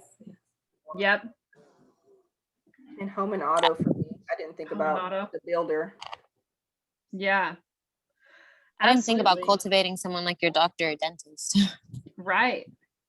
Right. But it's, yeah. And especially because those people are running businesses too, you know, not some of them might be more employees and working for, but they understand the hustle and everybody's an opportunity because everybody has to live somewhere. Gary Keller too used to, or still says, when in doubt and you don't know what lead gen you can do in a certain day and you've run through your contacts, grab a phone book. And that's obviously old school, but in our day and age, look up Google, like start Googling, okay, what's the best auto repair shop? All right. And I'm going to go in person to 5 of them, see if I can leave a stack of business cards, but more importantly, just be like, hey, can I leave the cards? Establish a relationship. Hey, you own a local auto repair shop. That's amazing. I'm a local realtor, and, you know, see how you can help them. How can they help you and work out some deals? You can get creative here and do, what if anybody I bring, you know, can get a discount here or vice versa. I'll set up a mutually beneficial relationship. I would say now is a great time as you're building your business to really hone in on those home repair people. You will be amazed at how many contractors you need to be able to have on hand that you trust. Electricians, plumbers, carpet guys, hardwood guys, window cleaners, Handyman. Yeah, you need a million handymans. I'm just going to tell you now because you're going to burn through some because they're not going to be good enough, and you're going to go, okay, off the list next. You know, you're going to need more than you think as you're telling people. But yeah, I would say especially focusing on that. And it's a great touch point too. You can bring that to your Facebook. Hey, I am looking to update my list of preferred vendors. What handymen or what contractors have you worked with on your home in the past couple of years that you had an amazing experience with? And then all of a sudden, people are engaging you about a real estate topic, which counts as a contact. And you are filling with more referrals that you can then call another contact, introduce yourself as an agent, and talk about how you can help each other. You don't want it to be a one-sided relationship. You want to be like, hey, I want to send you some business, and I just wanted to make sure this is cool. And hey, as you're fixing up some homes, if you ever think that they're fixing up to sell, would you mind just asking, hey, do you already have a realtor? And a lot of times they will, but that's okay. I finally, after giving my main contractor, after giving him business for 2.5 years, he finally brought me a lead for a seller, and it's a $750,000 house. I'm like, man, I waited a while and gave you a whole lot of business for this, but that's worth it. Like that's really great. But you should, anybody that you're referring a ton of business to, you should make sure you're making the ask. Hey, can you return the favor? Who do you know that's looking to buy or sell? I'd love to help them. Or who do you know that knows somebody? So I think you're always having to add to your sphere of influence and think outside the box of how can I creatively partner with these people to make it a mutually beneficial thing. Time blocking. Who has heard of time blocking? Who effectively time blocks? All right, what have you guys done? Especially Izzy, I saw you raise your hand. What have you done with time blocking that has worked well for you? Can you share with us? Planning for every part of the day, like my morning, my afternoon, my evening. I make sure to add in like personal time. And then what's been really helpful is like, I've tried door knocking. I'll time block for door knocking, and then I'll time block for cold calling. And then I'll even time block for, okay, make plans for the next day. Yeah, absolutely. That makes it very effective. If you already know where you're going to door knock the next day and already have that planned out, it's going to be a lot harder in the morning to talk yourself out of it because, oh, I already spent time. I'm prepared. I'm ready to do this. I know what the weather is. I'm wearing comfortable shoes. You don't have as many reasons to talk yourself out of something if you're really prepared for it. So that's awesome. And it's a good practice to be in too, because especially what happens in tight markets like we have now is you set the expectation for your clients of how they can treat you. So if you don't really time block and aren't super, protective of your time, what will happen is a client goes, oh, the house popped up. Hey, can I see this? And if you're bending over backwards and don't have a plan, go, oh yeah, I can probably show it to you in an hour. Well, can you be there in 15 minutes? And you were supposed to be doing something else, but you don't, oh, sure. And so you're driving all over the city and it's not a system. It's not planned out. And you're missing your lead gen time, which is the one thing that you're not supposed to be able to drop, right? So I'm not saying that you always tell clients, no, I can't show you this house until it's convenient for me. Sometimes you have to make exceptions, but in general, if you have your days planned out with some space for preparing, some space for taking action, and some space for maintaining or the follow-up, it's going to be a lot easier to manage when things get really busy. And especially if you are going to if you're going to spend so much time and so much effort lead generating and generating these leads and then not follow up with them, don't bother. Don't bother going door knocking if you're never going to try to follow up with those people. Don't bother doing open houses if you're not willing to text, call, send cards to the guests that show up for the next few weeks. It's not worth your time making that effort if you're not going to be able to invest the time in proper follow-up, because that's where the money is. The money and the results come from following up with leads. They see that you're hungry. They see that you're consistent. They see that you know what you're talking about when you continue to reach out for them. The one time I take people off my list is when they tell me to. Other than that, I'll put in there like, this person's ghosting me, and I'll put it in my notes in my pipeline tool, and I'll just try a new way of contacting them. And maybe they'll still not answer back, but I'm not going to say no, because I've heard it enough times. There was even one person, I did a buyer consult with them. It was over 2 years ago. And it went well, but then he let me know, hey, actually, doesn't look like we're going to be able to buy this right now after all. Okay, no big deal. I'm here when you're ready. And I always joke with people like, I'm not retiring for 30 years, so it needs to be your time frame. You just let me know, and I'll be here. But I'm also following up with them too. And I reached out to invite them to events. I sent birthday cards. I reached in just to check in. Hey, how was Thanksgiving? Oh my gosh, that power outage was crazy. Do you have power? Are you okay? You know, there were multiple times and in multiple ways I was reaching out to them, and it was completely cold. There was nothing back. And then all of a sudden, about 2 months ago, I get a text in an evening after dinner. Hey, Libby, sorry we've kind of been ghosting you, but so appreciate, like, your follow-up is incredible. We're ready to talk about buying again. Would you be willing to meet with us again and like go through the process another time? Of course, absolutely. And here I thought, man, am I starting to annoy them because they're never answering me? But you see what the results. If they tell you, hey, stop. But if they don't tell you stop, then it's not stop. It's keep going. That's kind of what I think of as far as follow-up.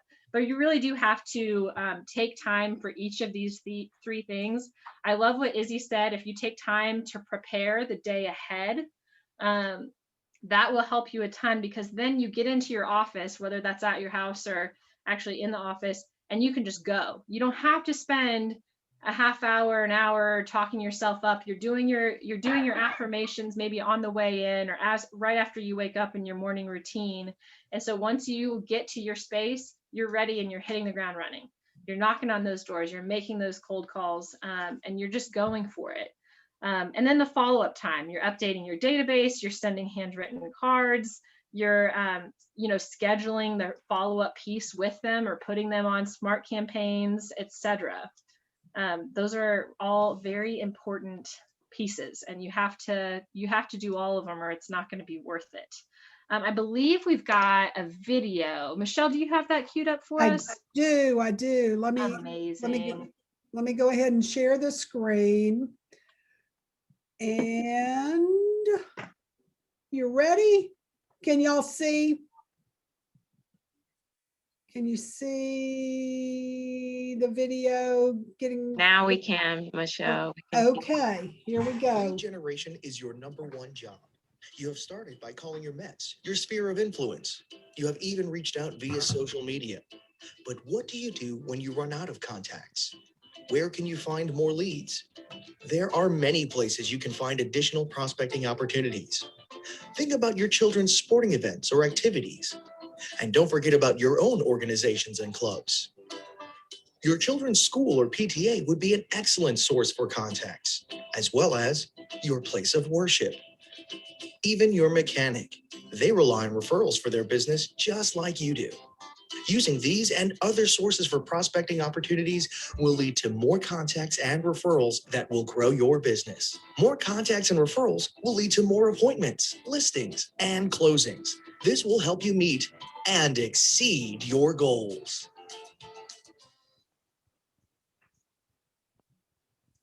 Any ahas from that quick video?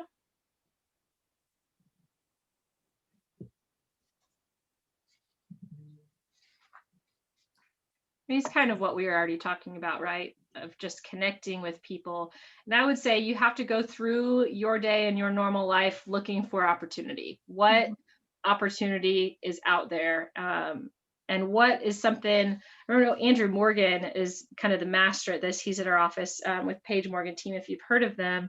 And he always makes a big point of figure out what you like to do, and then who can you bring along with you to do those things that you like to do.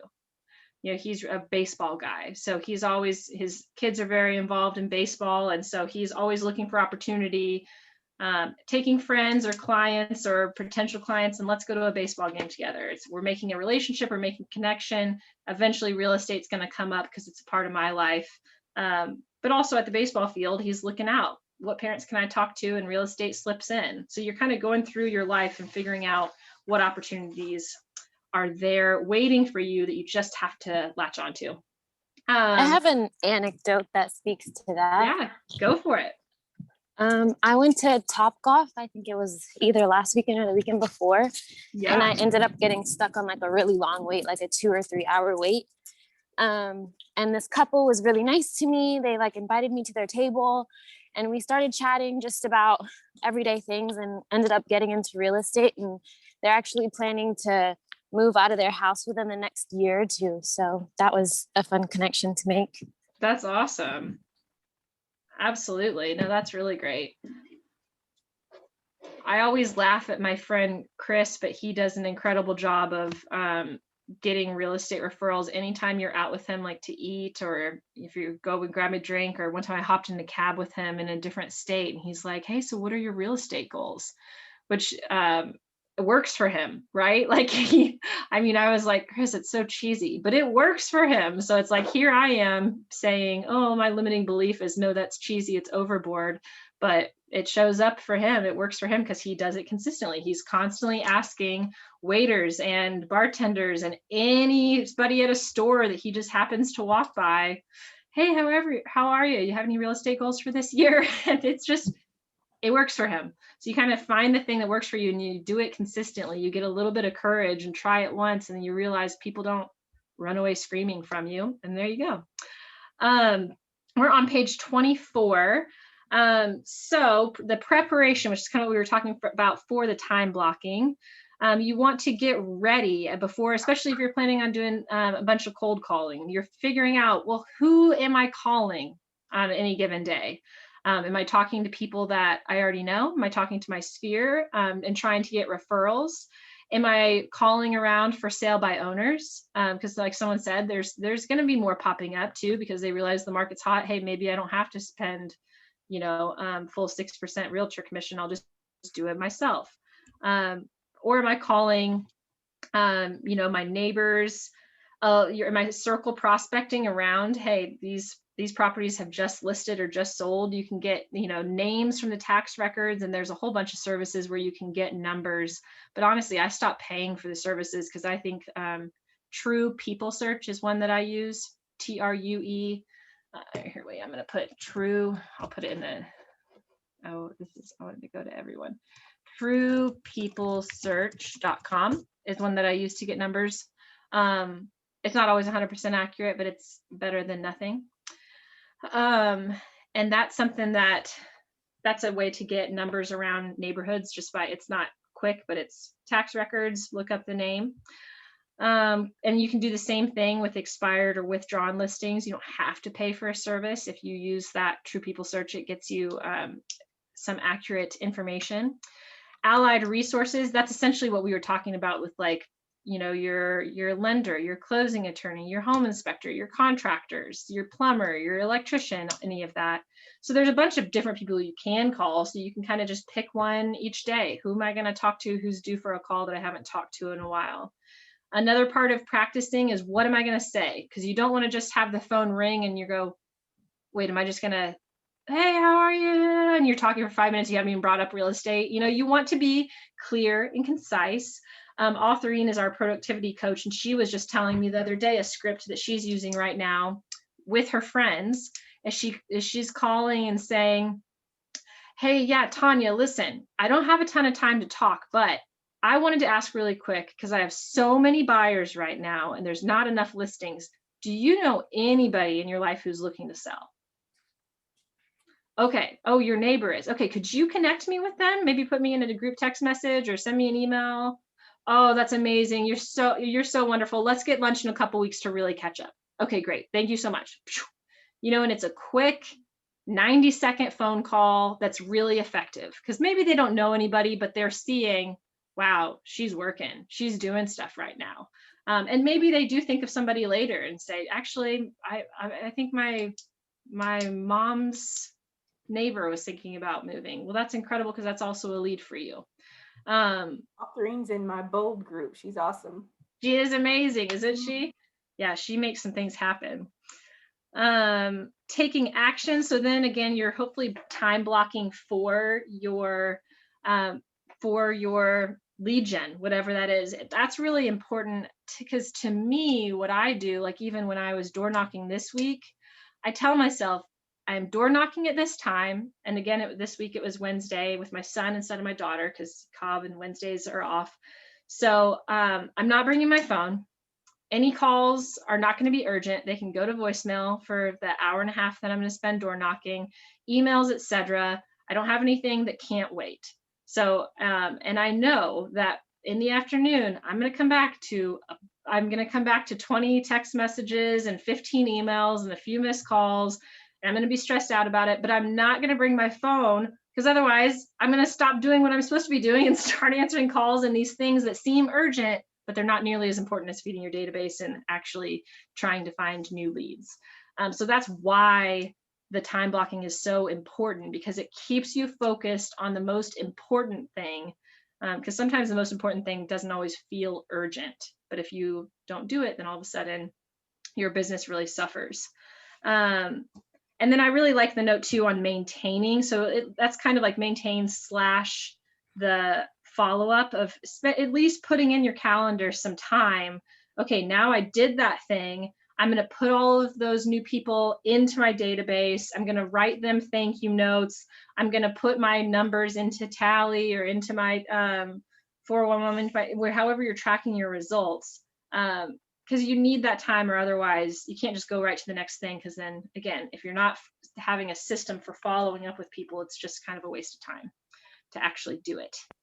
Any questions or things that stood out to you about that section? Okay, we've got another video we'll move on to. If not, we're talking about finding more leads, because we've talked about working with people that we know, asking for referrals, and this is how do you find more leads? Cool. So I'll say where we're from and then you give production levels. Is that all right? Hi, my name is Dylan Provenche. I'm Sean Provenche. We're from Toronto, Ontario, Canada. We're the Real Estate Brothers. 2014, we wrote 72 transactions for $47 million. Sean and I are very lucky because we're actually fairly entrepreneurial in sales. So we were able to just sort of survive by luck and by just sort of being likable and nice. We had a decent business that wasn't growing. We did a lot of door knocking originally, but what we found was with bad weather, plus you have to drive to door knock, it was just too much of a wild card. If we were to grow the business, we needed to add people to our database. And if we were going to do that, we needed a systematic way that we knew we could achieve results that were predictable. So we just kind of started cold calling about 3 hours a day, and we found that the results were phenomenal. Come take a look where we've been this whole time. You can literally do it from your kitchen. It's just more time effective. Yeah. If you're cheap like we are, you don't want to spend a ton of money on the web or in print. Telephone lines, you pay a monthly bill and you can call all you want. Why don't you come in here? I'll show you the cold calling here.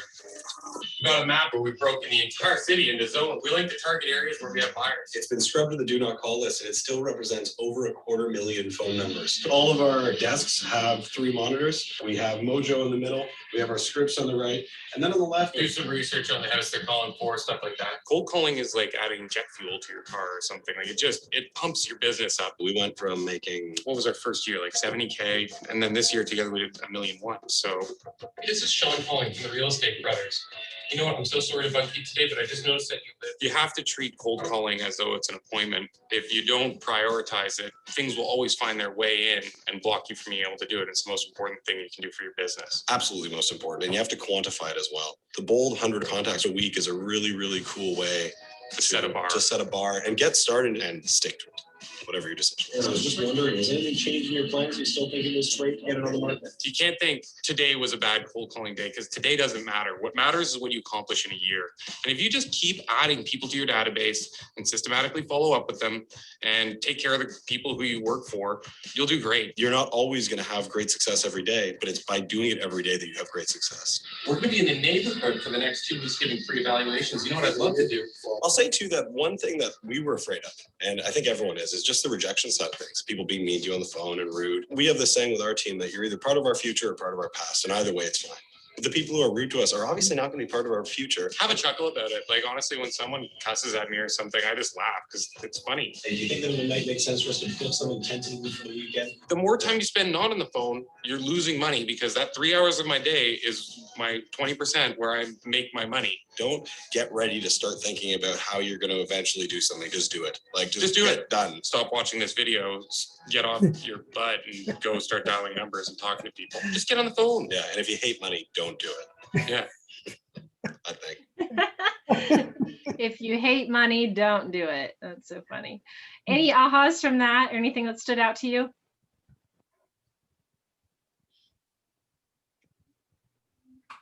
How many calls that they're saying you should make per week? Oh, right. Yeah, 100, and not even phone calls, but actual contacts, people that answer the phone and talk to you, 100 a week. That's a bold requirement if you're in bold. That's also my personal goal, because it's honestly, once you get in the habit of it, it's not that hard. Libby, I have a question. Where will we find the people on the no-call list? That's a good question. Michelle, do you know the answer to that? I do. Well, for our market center, we have access to the new no-call list. Ask your team leader or your assistant team leader on how to get that link. Yeah. EC said they're putting it together for us, James. If you use the Remind, it also shows you in Remind people that are on no call list by any chance, if you use Remind. Oh, that's a good tip. Thank you. Awesome. Well, we're gonna kind of go through the sources for prospecting now. We're on page 26. We talked a lot about door knocking before. So we'll kind of breeze through this, and if you have thought of any additional questions since we talked about it, let me know. But I like these. They're talking about, promoting your business means with you're talking with prospective clients, and it's a great way to promote your open house. Yeah, we talked about doing open house. Coming from contribution, that's always hugely important. You're not just, my goal when I'm door knocking, my one goal is just to get them to like me.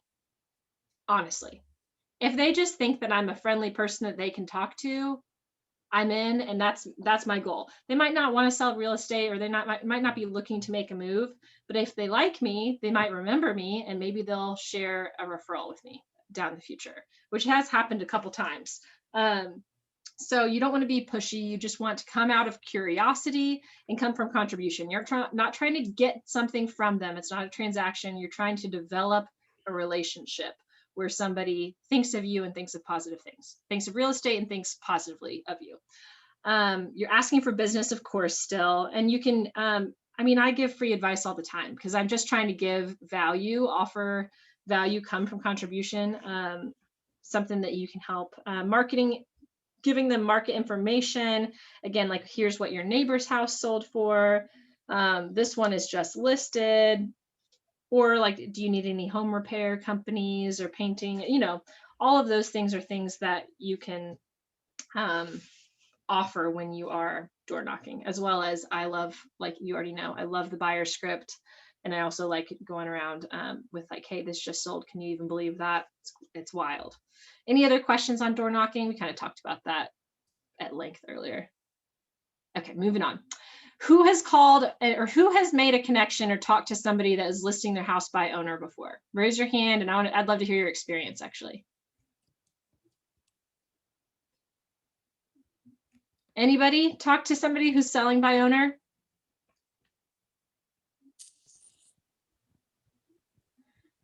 What kind of person would you guess is the most likely to list their house by owner? A recent agent that's not an agent. That's a good idea. Active service. People who don't want to pay the fee. Yep. People that didn't sell it when they tried with an agent. Yeah. Maybe they've had a bad experience. Maybe they were an agent or they've sold by owner in the past, so they think they can do it again. A lot of people just looking at the bottom dollar and going, wow, if I could sell it by myself and save, $15,000, $10,000, $8,000. Why would I not? A lot of time they're very confident people. They're generally speaking, a lot of them are drivers or the high D on the disc analysis, which I'm sure you will evaluate further in detail as you continue training. But yeah, there are a lot of times people that think they can do it themselves, and that's great. But we can kind of come along, because what the nice thing about for sale by owners, they're people that have already raised their hand. They've raised their hand and said, yes, I will sell my property if I get the right price.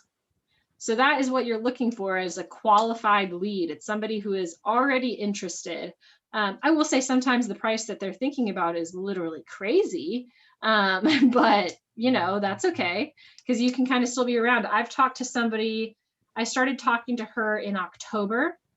I found her because I sent letters to a neighborhood. It's something I do if I don't have time to knock on every door, I'll send letters to a neighborhood for my buyers saying, hey, I've got buyers who love this neighborhood. If you've ever thought about selling in the next year, I'd love to talk to you and see if this could be a mutually beneficial thing. I promise to keep any conversation secret, or I say it better than that. My brain's starting to slow down. Confidential. Yes, that's it. Thank you. So, you know, and I get responses from these letters, and one, I came over, I kind of did a light listing presentation to see their house. And they told me at that point, we really want to go by owner. We talked a few more times, and I told them, really, your house is amazing. Your house is beautiful. Your house is stunning.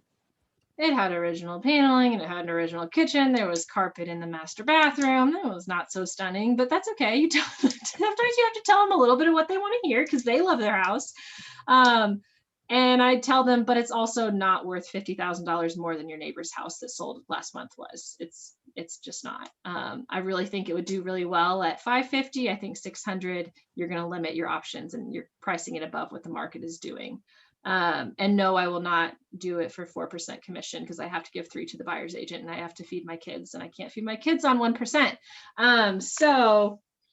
And they ended up doing it for sale by owner, and they still, I talked to her this week. I texted her this week, hey, Jennifer, just checking in. How's it going on Almond Court? You guys can find her on Zillow. She's listed at $599 still, and her estimate, I think, is like 500 or something. It's crazy.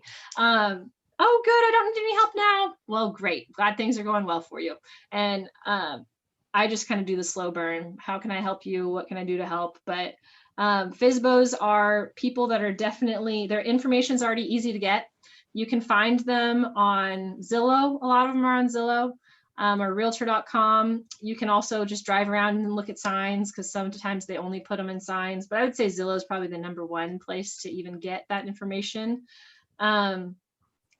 You can go and see their house. Don't lie to them. Some people tell you, oh, just tell them you have a buyer and you want to see it. If you really don't have a buyer that would be interested in the house, don't tell them you have a buyer. You don't want to start off a relationship by lying, in my opinion. It's not the best way to create a beneficial relationship, but you can try to see it. Oh, I just love to keep, I love to keep myself knowledgeable about what the inventory is. I tour properties, I preview properties every week. I would love to pop by and see your place. Is that okay?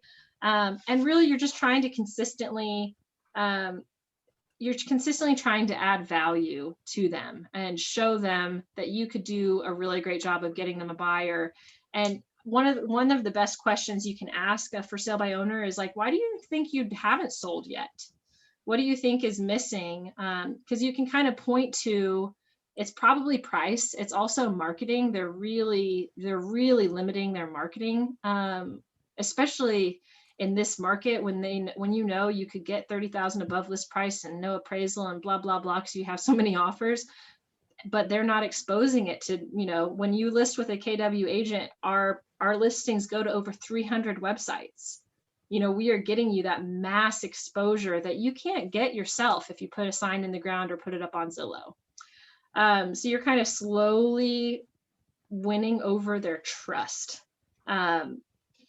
And just being a resource and just checking in often. And if you can find them a buyer, that's amazing, because almost all of them are already willing. Yes, I will I'll pay the buyer's commission, period. So you can also work hard to then just go find them a buyer. But if you can't just find them a buyer, because sometimes it's, you know, it's not like buyers are raining from the ceiling, just build rapport, establish yourself as an expert, and give some little advice. And if you're following up with them regularly and they're still not selling, if they trust you because you've built this relationship over a couple weeks, they might get frustrated and say, oh, okay, maybe I'll try to list it again. And you should be the one they think of if you're following up with them regularly. Any questions on working with for sale by owners? Awesome. Another opportunity is looking for properties that were unsuccessful properties. They didn't sell when they were listed with an agent.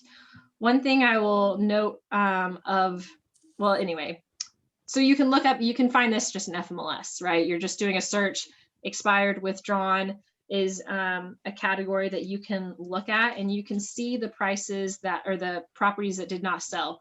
You want to do a little bit of extra legwork here. You want to make sure that that property didn't just relist and then successfully sell, because then you're just bugging someone who just bought a house, and that's kind of annoying. But you want to make sure that it really didn't sell, and you are really trying to call that person and or go buy their house and figure out, are they still wanting to sell, and why did it not sell the last time? You also are wanting to do this while not disparaging another realtor. It's not a good way to build a business, is saying, oh, well, it didn't sell because you listed with the wrong agent and I don't think they did their job. And that's not going to win you any fans. You don't want to start talking trash about other people.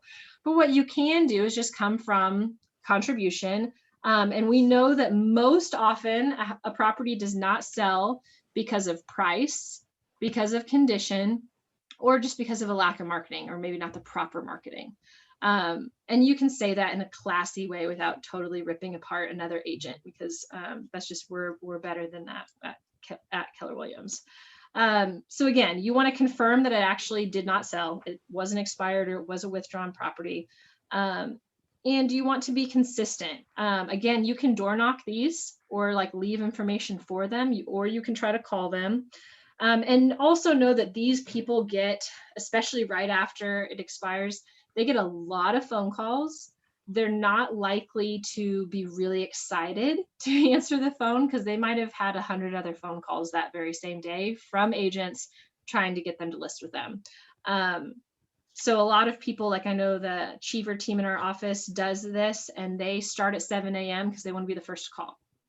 And they call early in the morning, and they just stay consistent and they stay positive. And really the goal is to get that meeting. They're trying to meet face to face.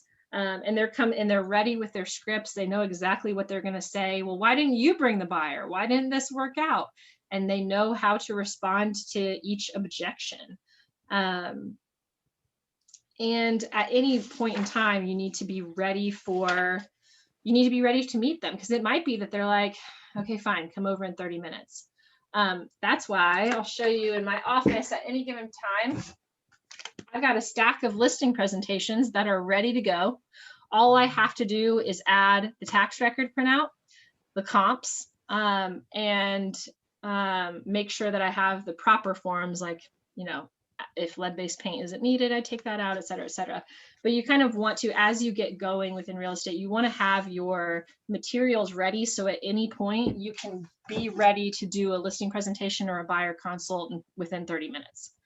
Again, I'm not saying that you always have to, but with something like that, if they're willing to meet with you and give you a time, make it happen. And where did I go there? You also want to get to the motivation too. Obviously, you want to make sure they're still interested in selling. Sometimes people just change their mind, or they realize, I don't want to sell right now. I want to sell in 1 to 2 years.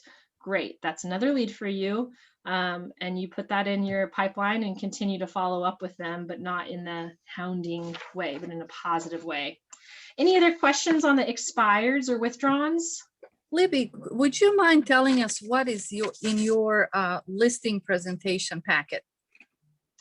Yeah, so it's so you can first, I'll tell you, there is a listing presentation in Command. It's okay. Isn't it, Michelle, correct me if I'm wrong since it's changed, but isn't there one in Designs? Yes, there is that for buyers and sellers. So I would start with that. You can edit it as you like, and you make changes as you like, or even just pick, I'm going to print out some pages, but not every page. But I would just start with that. And you can personalize it later, but you don't want to, just start with something very easy. And then as you grow, you can kind of, again, personalize it more. And then you also want to bring the paperwork with you. You want to bring like the buyer brokerage and have that printed out, or the exclusive listing agreement, and the disclosures and stuff for sellers. So I just have all of that ready to go. So the only thing that's missing is for my listing presentations is, just throwing in the property specific information. Yeah. Okay. Thank you. Great question. Absolutely. Anything else on expireds or withdrawns? Okay, we're moving right along to open houses. So we did kind of touch about this recently, but opportunities abound for open houses. And I would say, like I talked about earlier, you don't want to miss out on the opportunity to talk to neighbors and find more sellers. It's not just about meeting buyers at open houses. It's talking to the neighbors and letting them know, and trying to, either get them to come or just having a conversation. The house is listed at that, and you can follow up with them. Oh my gosh, it's under contract. It's amazing. And oh, it closed at this price. Because those neighbors are watching and are very interested in what's happening in their neighborhood. And they might be raising their hand too, of like, wow, well, if I could get that price, I might think about selling. Another thing to think about is buyers are often sellers. Unless they're renting right now, a lot of times the people have something to sell as well. So if they're coming into an open house and looking to downsize or move to a new area, it might be that they are also a selling lead because they have to sell their house. So that's something that you can kind of talk at the open house, like, basically a question you can ask: where are you living now? Or are you renting, or do you have a house to sell, etc. But let's see. So really, again, I think that you have a full on session on how to do open houses at a high level. But if you see on page 30, what you can do before the open house, talk to your database, put it on your social media, or do an email blast of, have this open house, would love for you to pop in, calling people, texting people, emailing, etc. But also talking to the neighbors, door knocking, and inviting them to the open house. And also before, as part of the preparation, you can run like a Facebook campaign, like run a Facebook ad around the open house. You want to put as many signs out as you can. I would say at least 10 directionals if you can stand it. Go to all of the surrounding, start at the property and then fade out, but put as many directional signs as you can, and make sure they are branded with your name and your phone number on them, because you want people to start to recognize in that given area your information.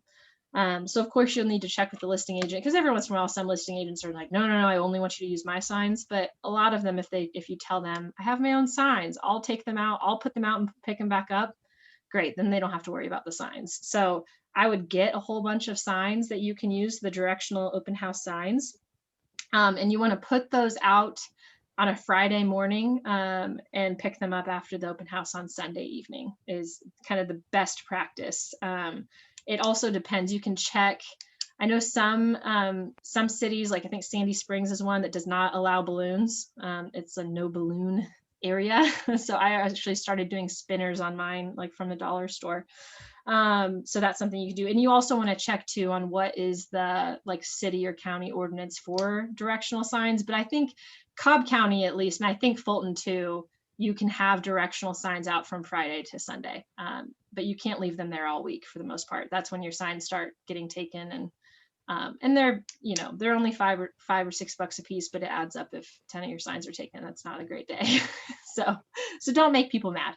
And if you're putting it in someone's yard, it's also a great opportunity to knock on their door. Hi, do you mind if I put this directional on your door? I wanted to invite you to this open house. Most people are going to say yes, but if they're going to say no, that probably means they would have taken your sign anyway, and that saves you some money from not having to put it out there and find somewhere else to put it. Obviously, during an open house, you want to be ready. I would say before you come to the open house, look up a few comps and have some kind of knowledge of what else is for sale. So comps that have sold, so you know how well it's priced compared to the neighborhood, but also what are the buyers that are going to come in also likely to be interested in looking at. And if you just kind of have a number, because it might just be, oh, we really like this, but we really want to master on the main. Oh, okay, I actually have one in mind that has that. Have you seen XYZ? I'd love to show you. Are you free this evening or tomorrow at noon? You know, and you kind of talk to them, and you're basically, your goal is just to build rapport, to be an expert, and to build rapport is what you're really trying to do. And especially when it's not your listing, it's not necessarily your goal to sell that specific listing. You're just trying to build rapport and see who you can connect with and possibly have as a buyer lead. So you are getting their information. I have little, I'll show you. I've got clipboards that I use. I've got a whole little box of them that is open house feedback. And it's rate from 1 to 5, the backyard, the value, the curb appeal, blah, blah, blah. And then a section for their name. So as they come in, and I sanitize these in COVID times, and of course ask for everybody to wear a mask and say, hey, I just sanitized this clipboard and the pen, would love for you to fill this out as you go throughout the property. And then at the end, I'm grabbing it from them. I'm talking to them again. Hey, what did you think? Did you fill out the feedback form?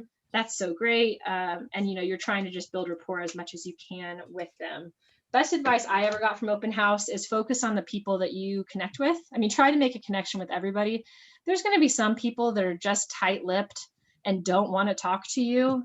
You don't have to pry information from them. They're probably not going to be your people.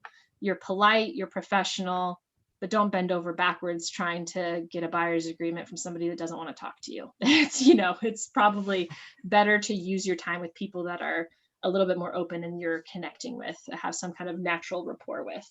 And then afterwards, again, you're making sure that you are adding anybody to your database, and make a note. I met them, like, so I have a tag, open house. I know automatically I met them from an open house, and I try to put in my notes, it was this open house on this date, because then I have some kind of idea. But you're doing your follow-up. You can text them, email them, call them. Great to meet you. I know it was rather quick. Would love to talk to you more about buying a property. You know, is there a time for a phone call, or you want to grab a coffee this week? You know, and you're making sure that you, again, follow up. You can put them on a touch campaign as well. And make sure to grab your signs and get the best way to be a repeat open house guest for a listing agent is give them thorough feedback right away, because my sellers want feedback right away. If you're writing me an email Monday at noon, too late. I want that feedback. The open house ends at 4. I want that feedback by 5, because my seller is going to be asking for it. How'd the open house go? I want to know what happened. You know, so my favorite host, he became that way because he gives me texts that are this long and he gets them to me by 4:30. So, and I can copy paste, remove some things that is too much information, but just send it right to my client. Hey, great open house. This is what happened. So that's how you stand out as an open house host to a listing agent too, is you give great feedback right away. Because that's what they're mostly after to share with their sellers. Any questions on open houses? No? All right, we're moving right along. Agent referrals. So we've talked a lot about getting referrals from people that you know from your sphere. Another way is to connect with agents that live in different parts of the country as you, because eventually you're going to know someone who wants to move to the great city of Manhattan, Kansas. And so you want to know, hey, who's the agent there that I would love to refer my clients to? And you also want to connect them. So they're the name that when they think of Atlanta, they think of you. They think, oh my gosh, I've got to connect my buyer with Libby Bramlett, because she's amazing and will take great care of them.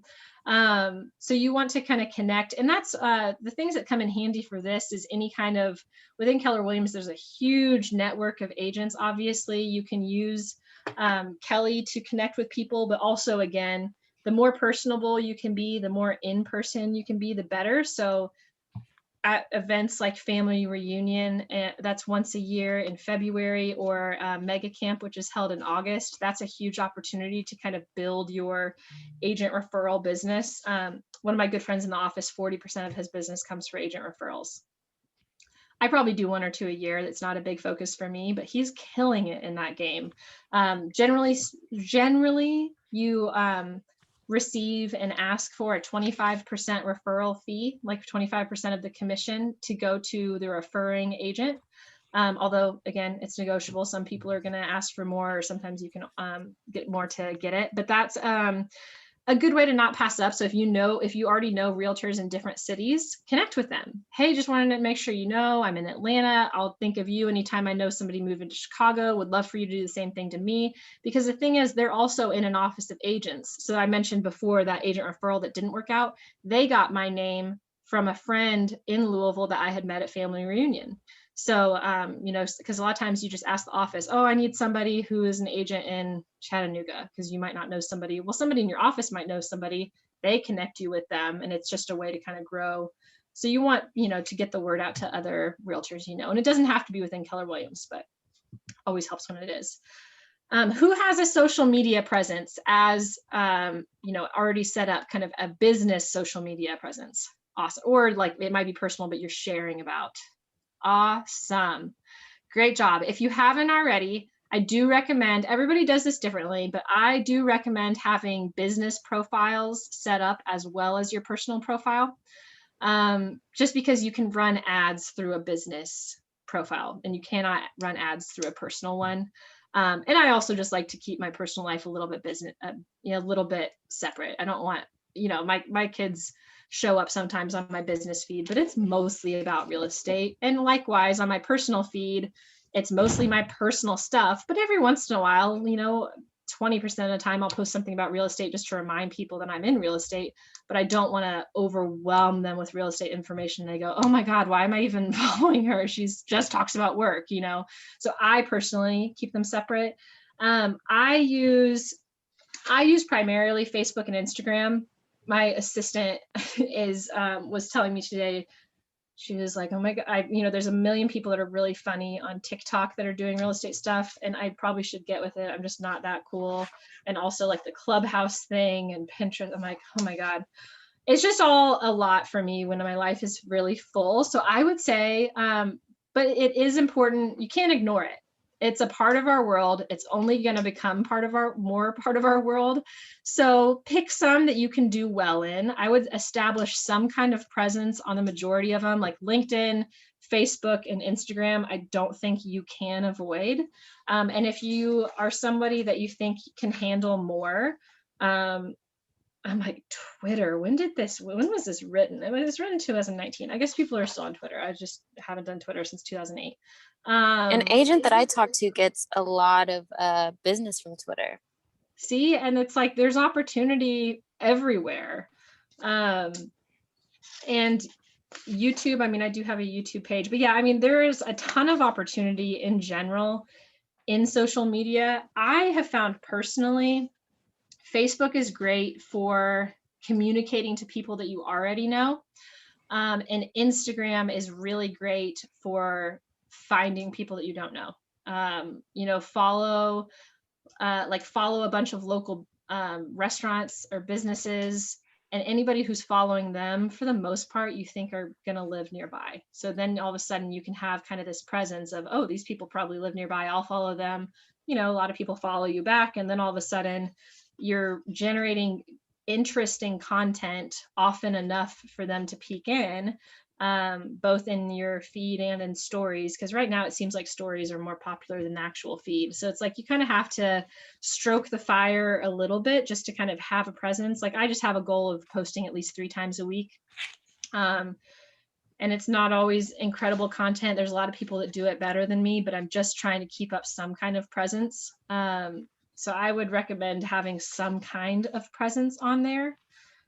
And you can schedule, there are some programs that let you schedule posts ahead of time. You don't have to do different things on every profile, on every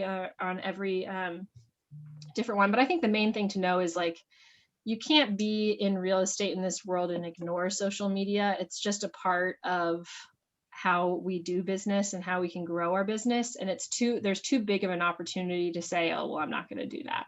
Like, even I have some friends that are off social media, and I was like, I don't have an option to be off social media. Like, it's for my business, I have to be on it, because I get leads and I'm getting information out to people that follow me. And a lot of people that follow me are my VIPs and my past clients. And I want them to interact with, oh, wow, Libby's still selling stuff. That's awesome. Like, she's, even though I'm not working with her and talking to her every day, multiple times a day, I see her out there killing it. One thing that I do in my time when I'm blocking as far as Facebook, because I'm not busy with real estate right now, but I'm trying to advertise businesses of my friends, whether they're small businesses, and especially since we've lived everywhere and I have friends all over the United States, it doesn't matter if they live in Kansas or Florida or whatever. I'm trying at least to keep a presence, and I'm not getting a lot of traction, but I'm hoping that it's just planting the seeds for referrals and just to keep, I don't know, keep it going and keep myself, posting something at least once a week. Yeah, absolutely. No, I think that that's great. And if you come from curiosity, like if you're there's some people that do the 5-5-5. It's, let's see, like each morning before they even come to the office, they are liking 5 things, or is it liking even count as one? It must. Commenting on 5 items and then sending 5 direct messages. And just kind of being interested in instead of worrying so much about being interesting, using it as a platform to be interested in other people, and be like, oh my gosh, that's incredible. I didn't know you had that award for work. That's, that's so great. And then you can also go like, man, maybe I should send a handwritten note or letter to, use that information to then be like, hey, there's an opportunity for me to send a card and stand out even more, because they might have had 30 messages on their new job, but they probably didn't get a whole bunch of handwritten notes going, wow, new job, good for you. But no, I think, and there's a bunch of groups that you can join. Again, there's also a bunch of referral groups to join that you can, again, referencing back to agent referrals, but also like go where the people are, what community are you focusing on? I'm sure there are some kind of community groups that you can focus on in there, and tags that you can use so your posts kind of get added into that. I also know that Peloton has its own kind of, I don't understand, I'm not a Peloton person, but from what I understand, you can post on Peloton and tag it, and then you're all of a sudden in that community talking to other Peloton riders. So I was talking to one agent who's into it and trying to use it for real estate. I'm like, that sounds awesome. Like, again, it's not my thing. I'm not going to get business from that, but if it's your thing, utilize the opportunity that you have and go for it. Is anybody on Peloton and what I'm talking about can talk about it better than I can? Okay, well, it's a thing. So there you go. Any questions or comments on social media?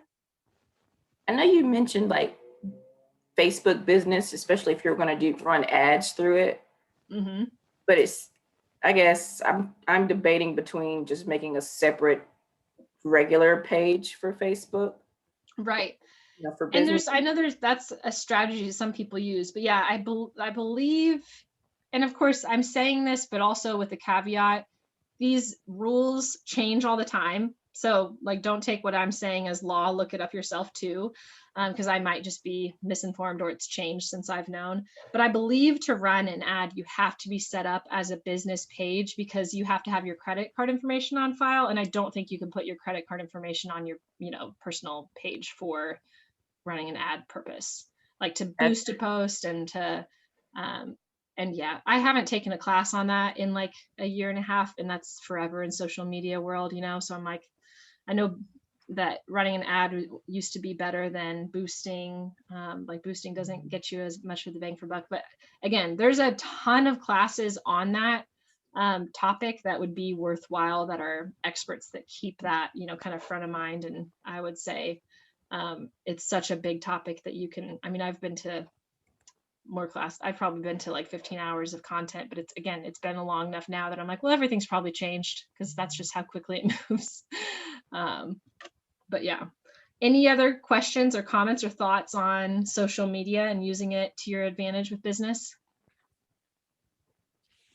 I love the idea of highlighting businesses, and I think like highlighting local businesses is a great thing to do.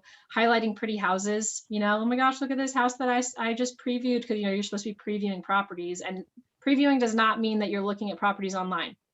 That is not previewing a property, and you shouldn't use those pictures either. You should go in person, take some pictures, and this is stunning. Look at this kitchen, isn't this amazing? What style do you like? I mean, people like house things. Hey, Libby, Yeah. are you saying that we can't post Facebook ads on our normal page, that it has to be ran through a professional page and paid for? From what I understand, yes, that's correct. But unless it's changed, you have to run an ad through a business Facebook page. Like You do have to have a business Facebook page. Yeah. Yeah. So it's But you an can create opportunity like a to- separate page from your main Facebook page. You don't Right. have to Yeah, create you a can whole new attach it to your account. main account as a business page. It's 4 o'clock. Well, I have friends who It is. run like listings on their personal page, so they're not supposed It to be might doing be, that. yeah, it might just be a post though. It might not, that might not be an ad. It's something to look into, but we've kind of reached the end of our time, and I want to respect your time. Let me real quick, just so you guys have it, I'm just going to post, you can, texting me is always better than calling me, but I'm going to put this up here. My phone number is 678, oh, that's backwards too. I'm going to put it in the chat box. You can text me anytime. It's right, Libby. We could see it. Oh, you could? Okay, maybe it's just backwards on mine. You can also email me, listed by Libby at kw.com. My brand is listed by Libby. You can, as you're thinking about social media, you do need to think about like what you're going to be kind of known as. But yeah, text me anytime. I'm not saying I won't talk to you on the phone. It's just that, again, it has to kind of, it's harder to find the time sometimes to do that right off the bat, but I'm happy to help them. I'm excited to see you guys all succeed in real estate, and thank you guys for being engaged today. Thank you. Absolutely. Thank you. Absolutely, right. guys. This was great, Libby. Thank Thank you. you, Libby. Go Cats. Yeah. Thank My you. pleasure, guys. Thank you. Thank you so Okay. much. I went ahead and took the screenshot, so you're done. Libby. The next time we meet is Monday. I'm gonna please ask everyone that's on this call, you cannot be moving around to get credit for this. Do you understand? Because this is considered a state requirement. So I need for you all, I hope that they talked to you before, but I need for you to be stationary, and it's very difficult for the people when it's up on the screen to see somebody moving around. So be sure on Monday that you are stationary, and I've got everybody's shots. And other than that, thank you. Have a great week. Start doing your 10-4, and we'll see you on Monday. Thank you. Awesome. Thanks, guys. Okay, bye-bye.